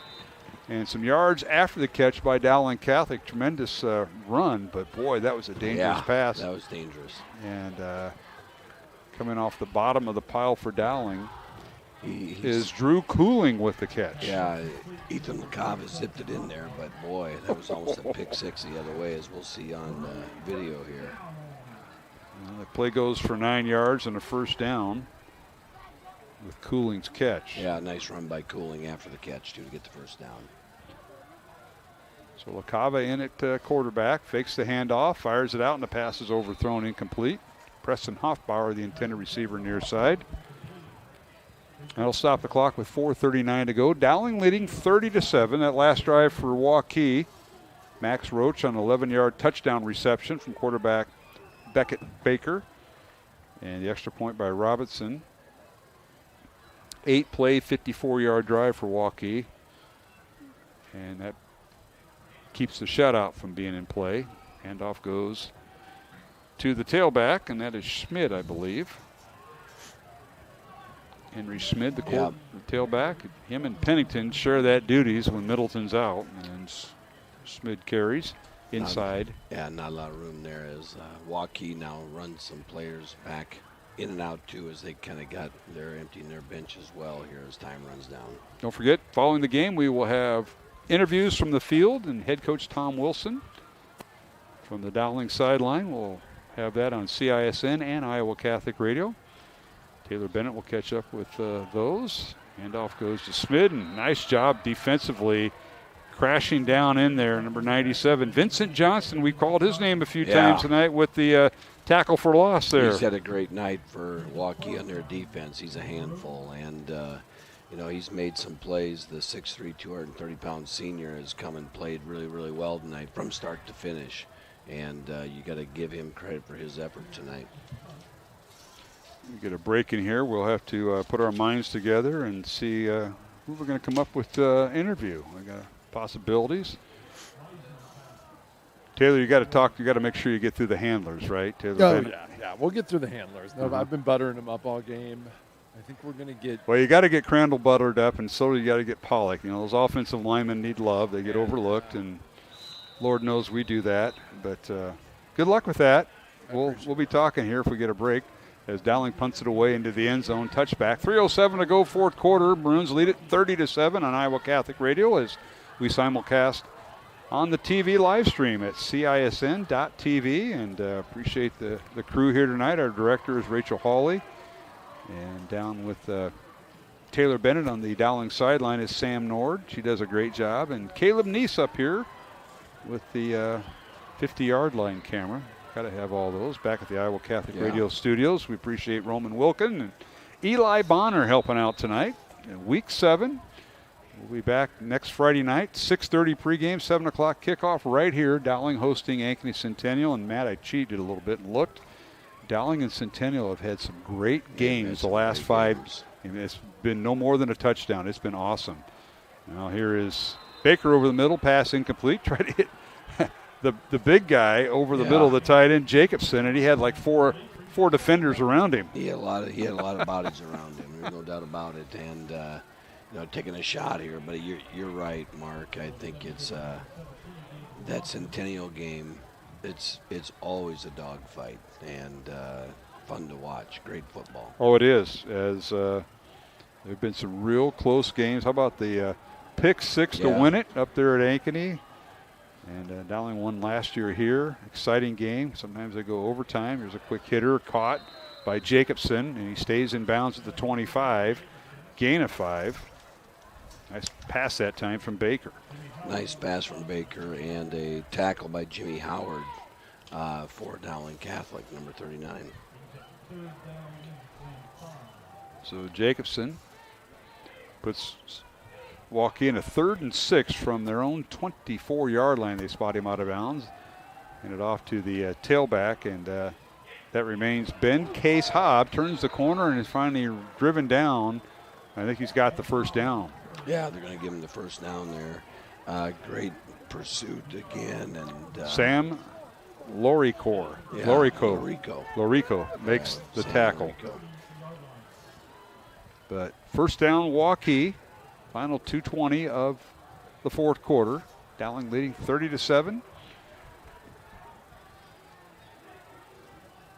And Baker now will set his offense with 3 receivers right, 1 back in the backfield. Baker looking downfield, airs it out down the far sideline. He's got a man open momentarily, and it throws it behind him, incomplete, and contact made on the intended receiver, Jaden Jeter, and Dowling whistled for pass interference. They're going to throw a flag. And in high school football, it's only 15 yards, not a spot foul. It'll be from the 25-yard line, so that'll move the ball up to the 40. Pass interference. Defense, number 10. 15 yards. Previous spot. Result, first down. We're going to get Patrick Sullivan on the pass interference for Dowling. Yeah, it was pretty decent coverage, but then when you have to come back when it's a ball that's underthrown, that's tough as a defender. And contact made. That's the thing. Yeah. So right call. First down, Waukee from their own 45-yard line. And 2:03 to play. Dowling leading 30-7. There's Waukee, a little lateral pass. That's caught by Jay White. Tries to get outside the number. Still on his feet. Dancing the sideline. And finally stood up at midfield into Dowling territory at the Maroon 48-yard line. Yeah, nice play there, getting him the ball out in space like that, and he showed his quickness and speed as he tries to elude some tacklers on the edge. Jay White, the senior. Yep, senior. See him on the basketball court with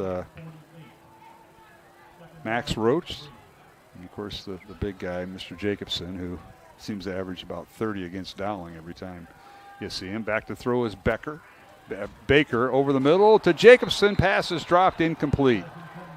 And I think Evan Jacobson would like to have that back, the Texas A&M bound young man. Yeah, he was looking downfield. He had that ball and was going to truck to the end zone. He was looking for a second pass after getting to where he needed to be, and great ball thrown by Baker. It was. I'll stop the clock with 1:18 to go. 3rd and 3 Waukee from the Dowling 48. Bruins lead it 30-7.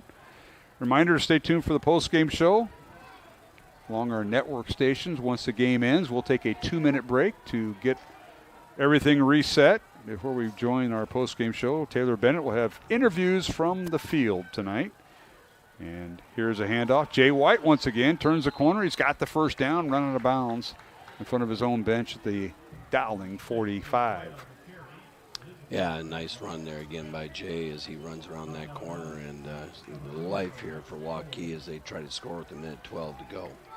We have 2 timeouts remaining, and Coach Wilson's going to get the best of one of his former students and one of his former quarterbacks, a 3-year quarterback for Tom back at Dyke New Hartford, and that being Coach Baker, Gabe Baker, quarterback's dad. And now here's Beckett breaking some tackles and finally run out of bounds right around the 40-yard line. It'll be shy of the first down. That'll stop the clock with 64 seconds remaining. That's a pretty athletic play as that ball bounced back there as he fumbled it and was able to scoop it up and continue forward. Yes, he did. I didn't notice that till looking down. It's like he did. So it's a second down from the 40-yard line of Dowling. 2nd and 6. Baker out of the shotgun. 5 receivers, 3 to the left, 2 to the right, empty backfield. Becker looks left, throws left. He overthrew everybody, but caught. Nice job that time by Gutierrez. Xavier with the stretch, climbed the ladder, and he outdueled he really did. Jaden Zachary for the ball. Yeah, he had to climb the ladder there, and we're all watching that play. It looks like he overthrew everybody, but Zachary's back. That's because we're 3 stories high. Yeah, that's right. We'll keep it here. 58 seconds remaining. Timeout on the field. Dowling 30 and Waukee 7. All right, let's bring in Taylor Bennett in our Jenny Farrell Team RE/MAX Concepts sideline report. You can learn more at jenniferfarrell.remax.com. And what's going on down there, Taylor? These guys are pretty pumped up. I think this is a pretty big win. They're psyched. Like, the season this time of the year just always feels like it gets a little bit long. You really got to, get the grind back on, this time of the year when the schedule's, maybe a little bit light. But I felt like the energy here the whole game was super high. Yeah, you were down there with that energy level. And, of course, next week, Ankeny Centennial, say no more. There's been some great games with Centennial here the last several years, Taylor. Oh, big time. Was that the game with the interception 2 or 3 years ago? Yeah, pick 6. My son talks about that game all the time. That's one of early Dowling memories. Yeah. He talks about it all the time. I'll tell you what, as long as I've done this thing, state championships are great, but that is a top 5 highlight. It was. Yeah. There's a pass. Did he pick it? He did! Intercepted by the Maroons inside the 5-yard line. How about that with Gabe Lawson? Gabe Lawson. Holy mackerel. Threw into double coverage, did Baker, and that'll do it with 50 seconds remaining. But back to you, Taylor. I know you got kids you coach, or you're going through plays now down there. Oh yeah, that's my son. He's he's wanting to go through plays. He's always drawing up plays for us.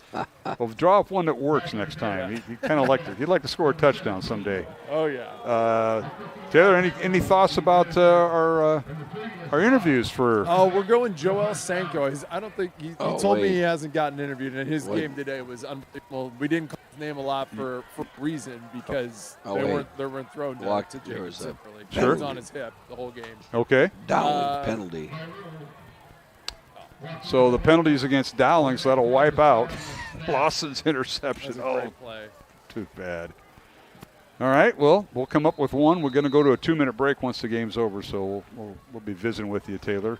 It's 1st and 10, Waukee at the Dowling 17-yard line on the penalty, and now Waukee getting loose. Boston Onstadt with it, and he gets close to the end zone, down inside the 1-yard line, a gain of 16. He scored. And are they going to? Yeah, they did. Okay, touchdown. Didn't see the official near side raise his hand. So touchdown Onstadt.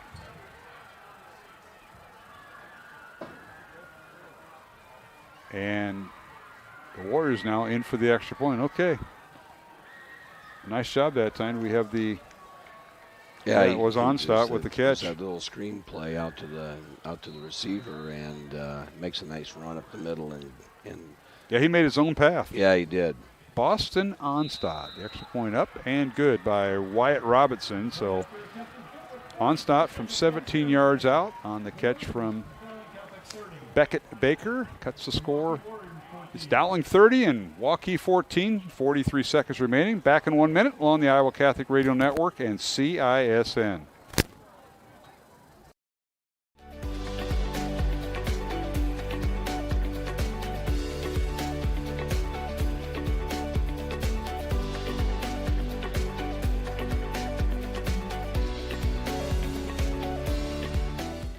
Free Godfather's Pizza begins with the download. Order through my new online ordering app and start earning free pizza and sides. It's easy. Download the Godfather's Pizza online ordering app today. Do it. Joe here with Westside Auto Pros. I know that sometimes your car can be inconsiderate and need work when you're short on cash. So here's what I'll do. When you get your car fixed at Westside Auto Pros, I'll loan you the money to pay for it. Whatever you want done, repairs, services, tires, you name it. Get your car back on the road and you won't even pay any interest for 90 days. My wife thinks I'm nuts. No interest, Joe? Are you nuts? Get your car fixed now and pay later only at Westside Auto Pros. You don't suppose she's right?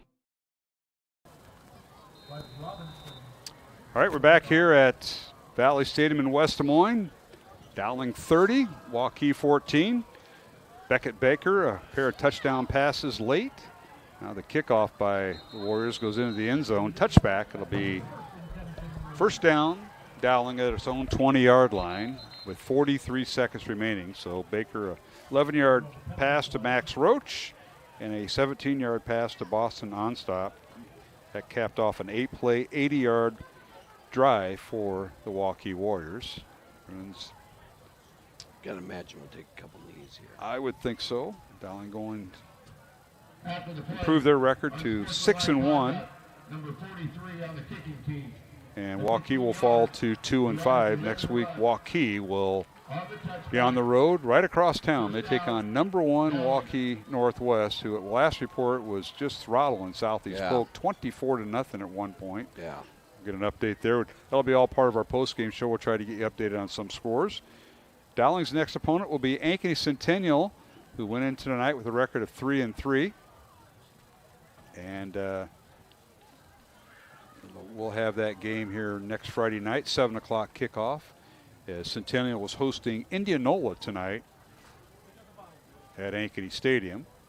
Maroons will wrap up the season in 2 weeks from tonight. They will travel to Marshalltown, while Waukee will conclude their season in 2 weeks as they host West Waterloo. And now the Maroons will put the ball in play for one more play. A running play right up the gut to Pennington. And that should do it. That should do it. I don't think either coach is going to call a timeout with 19 seconds, the game clock running. Dowling 30 and Waukee 14. And what a night we had here on Iowa Catholic Radio and CISN. We're going to do it all again next week as CISN will be part of the broadcast. Hand off Pennington again. Breaks a tackle, goes from his own 35 up to the 40, and that should do it. Final score, Dowling 30 and Waukee 14. Congratulations to head coach Tom Wilson, the Dowling Maroons, as they've won their 6th straight. They're now 6-1. Warriors fall to 2-5. And we're going to take a 2-minute break along the network stations. That'll give us time to get our game-ending stats along with our interviews set up. So stay tuned. Interviews coming up here on Iowa Catholic Radio and CISN from the field with head coach Tom Wilson of Dowling Catholic. And Sioux City East leading Johnston late 21-17 in the fourth quarter. That's a battle of two top 10 teams. And Dowling's next opponent, Centennial, leading Indianola 26-15 in the fourth quarter. So Centennial getting on their way to a win at home. We'll take a 2-minute break and return. Mark Amadale, Matt Maindring, and Taylor Bennett from the Valley Stadium. Dowling 30, Waukee 14, the final here on Iowa Catholic Radio and CISN. Ever have one of those awkward moments when a business disappointed you? You got ripped off? Didn't get what you expected? The Better Business Bureau can help you avoid these uncomfortable situations. BBB accredited businesses are honest, ethical, and reviewed annually by the BBB. Don't experience another awkward moment with a bad business. Trust the ones that operate with integrity. Look for the BBB seal. It's the sign of a better business. And find a better business anytime at bbb.org. Western lets your UTV power through the storm. The Impact V Plow and Impact Straight Blade, with the features the pros demand. Custom tailored for your UTV. And to keep your work top-notch, rely on the Tornado UTV Hopper Spreader. Now that's a job well done. Western, more jobs done faster. Visit Truck Equipment Inc. today at truckequipmentinc.com.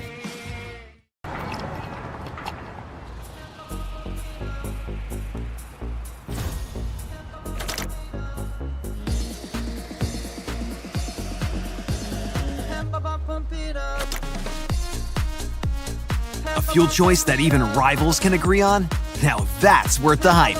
Cheaper, cleaner, and homegrown. Pump it up with unleaded 88.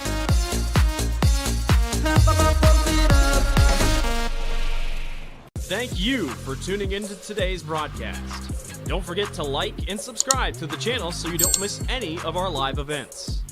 You can also follow us on X, Facebook, and Instagram in the description below for more coverage of Central Iowa high school sports and the Des Moines Menace. Now, back to the game.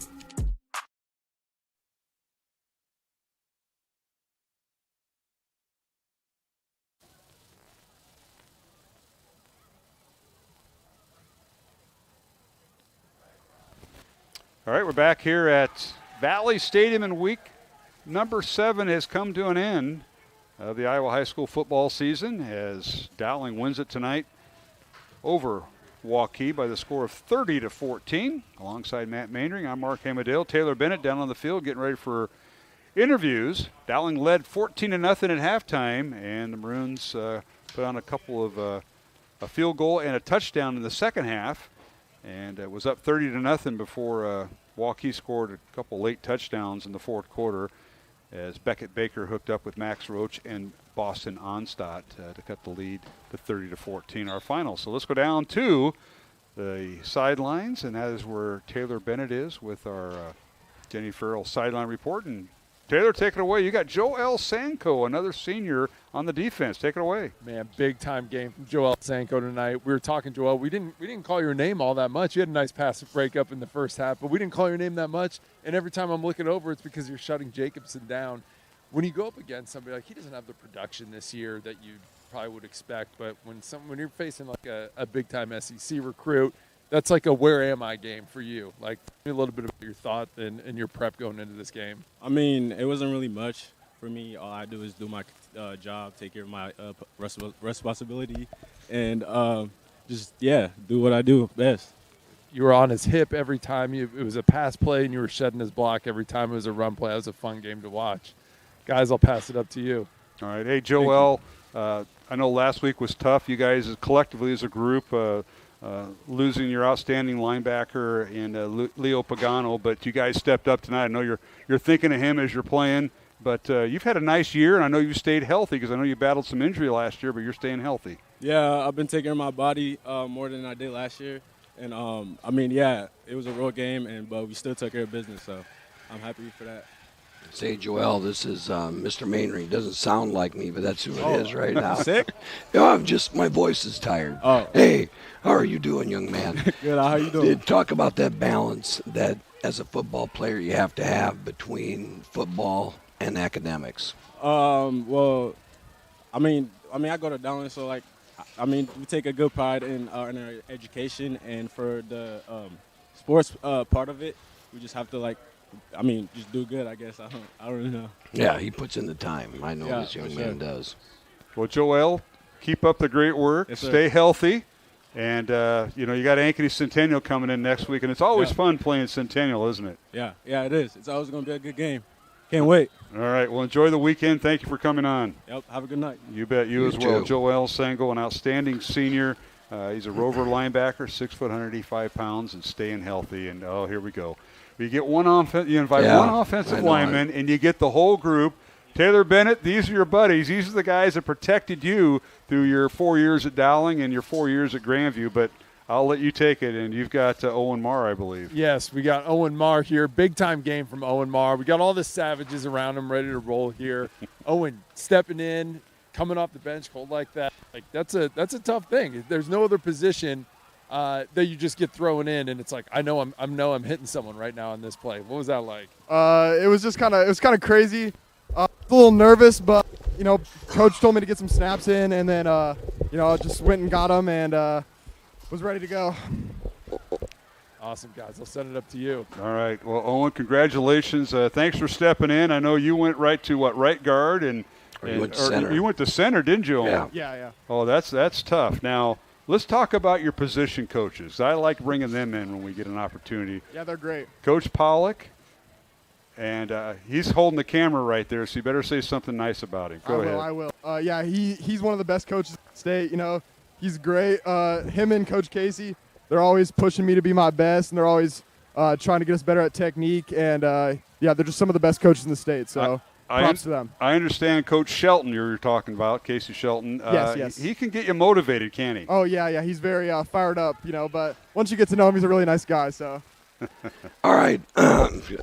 Owen, give us one story about your coaches, either one of them, that you can tell on the air. I'm just joking. No, give me one experience from practice that you have with the coaches that sticks out in your mind as you go through the year. I don't even know. I mean, there's a lot of stuff, but I'd probably say one of my favorite memories is, conditioning during team camp. Coach Pollock, it was so hot, he was throwing water on us, and it was that was a pretty fun memory from him. Just shows the kind of guy he is. Yeah. Well, you stepped up tonight when one of your teammates went down. We hope Josh Miller will be all right. But, man, you stepped right in, and we didn't see a beat drop, especially playing center, which is never easy, keeping that timing with Mr. Nahas back there. Yeah, I mean, it's a team game, so, props to all my teammates. And, just hope that Josh gets better soon, Absolutely. Praying for him. Owen, you got anybody you want to give a shout-out to? Shout out to my family. Shout out to Team Game. Shout out Team Game. There you go. All right. Owen, thanks for joining us on the postgame show. Yeah, thank you. You bet. That's Owen Marr, Dowling lineman, who had to come in tonight. We had the injury to the right guard, so Josh Miller goes out. Cade Cross goes over to left guard, and then Owen plays center, and he played that a little bit last year. I know we're waiting for Coach Wilson. Again, the final tonight, as this will be our final segment on CISN. For Iowa Catholic radio listeners, we'll have one more segment following the timeout. Final score, Dowling 30 and Waukee 14. Back to the field, and that is Taylor Bennett with head coach Tom Wilson of Dowling Catholic. Taylor?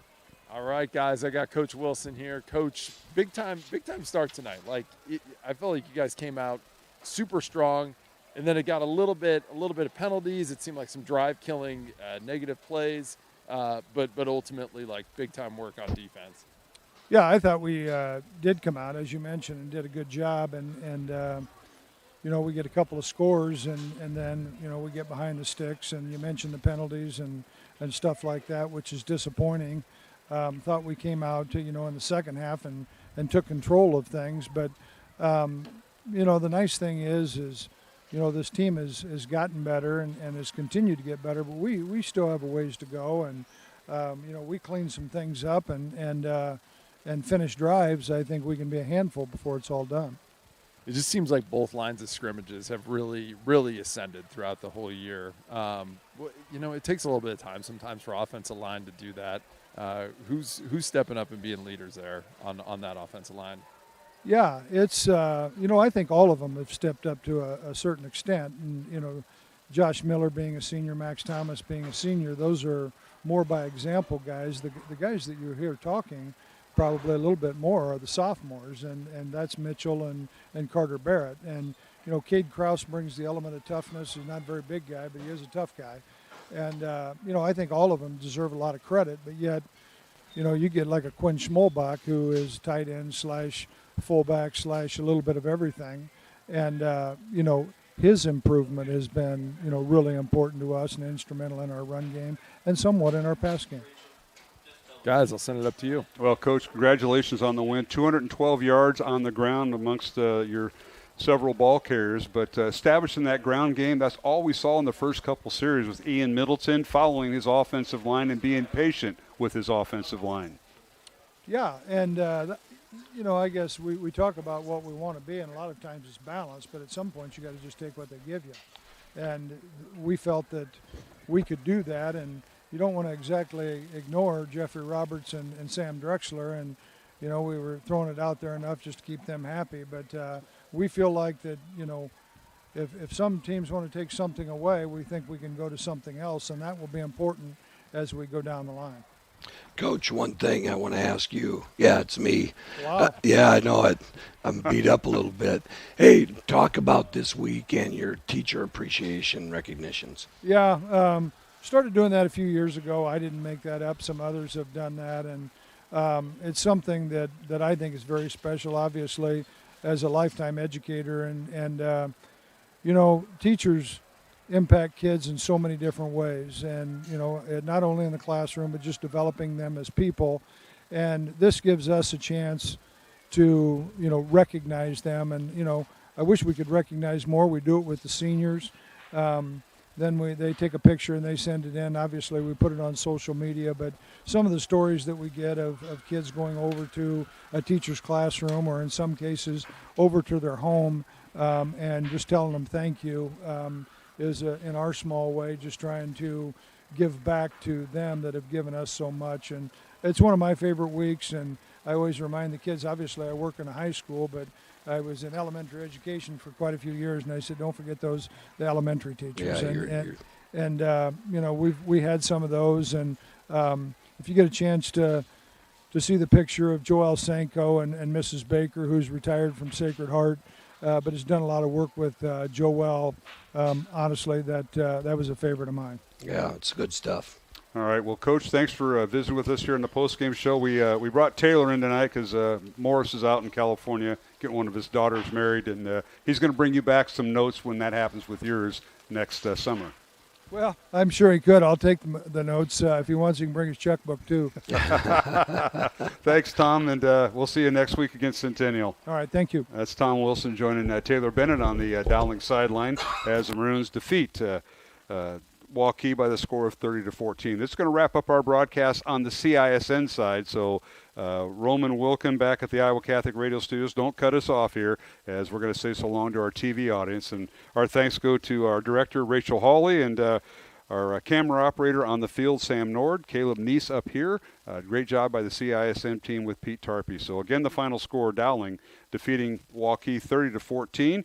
And until next time, CISN will be bringing you Week 8 coverage next week of the Iowa High School football season.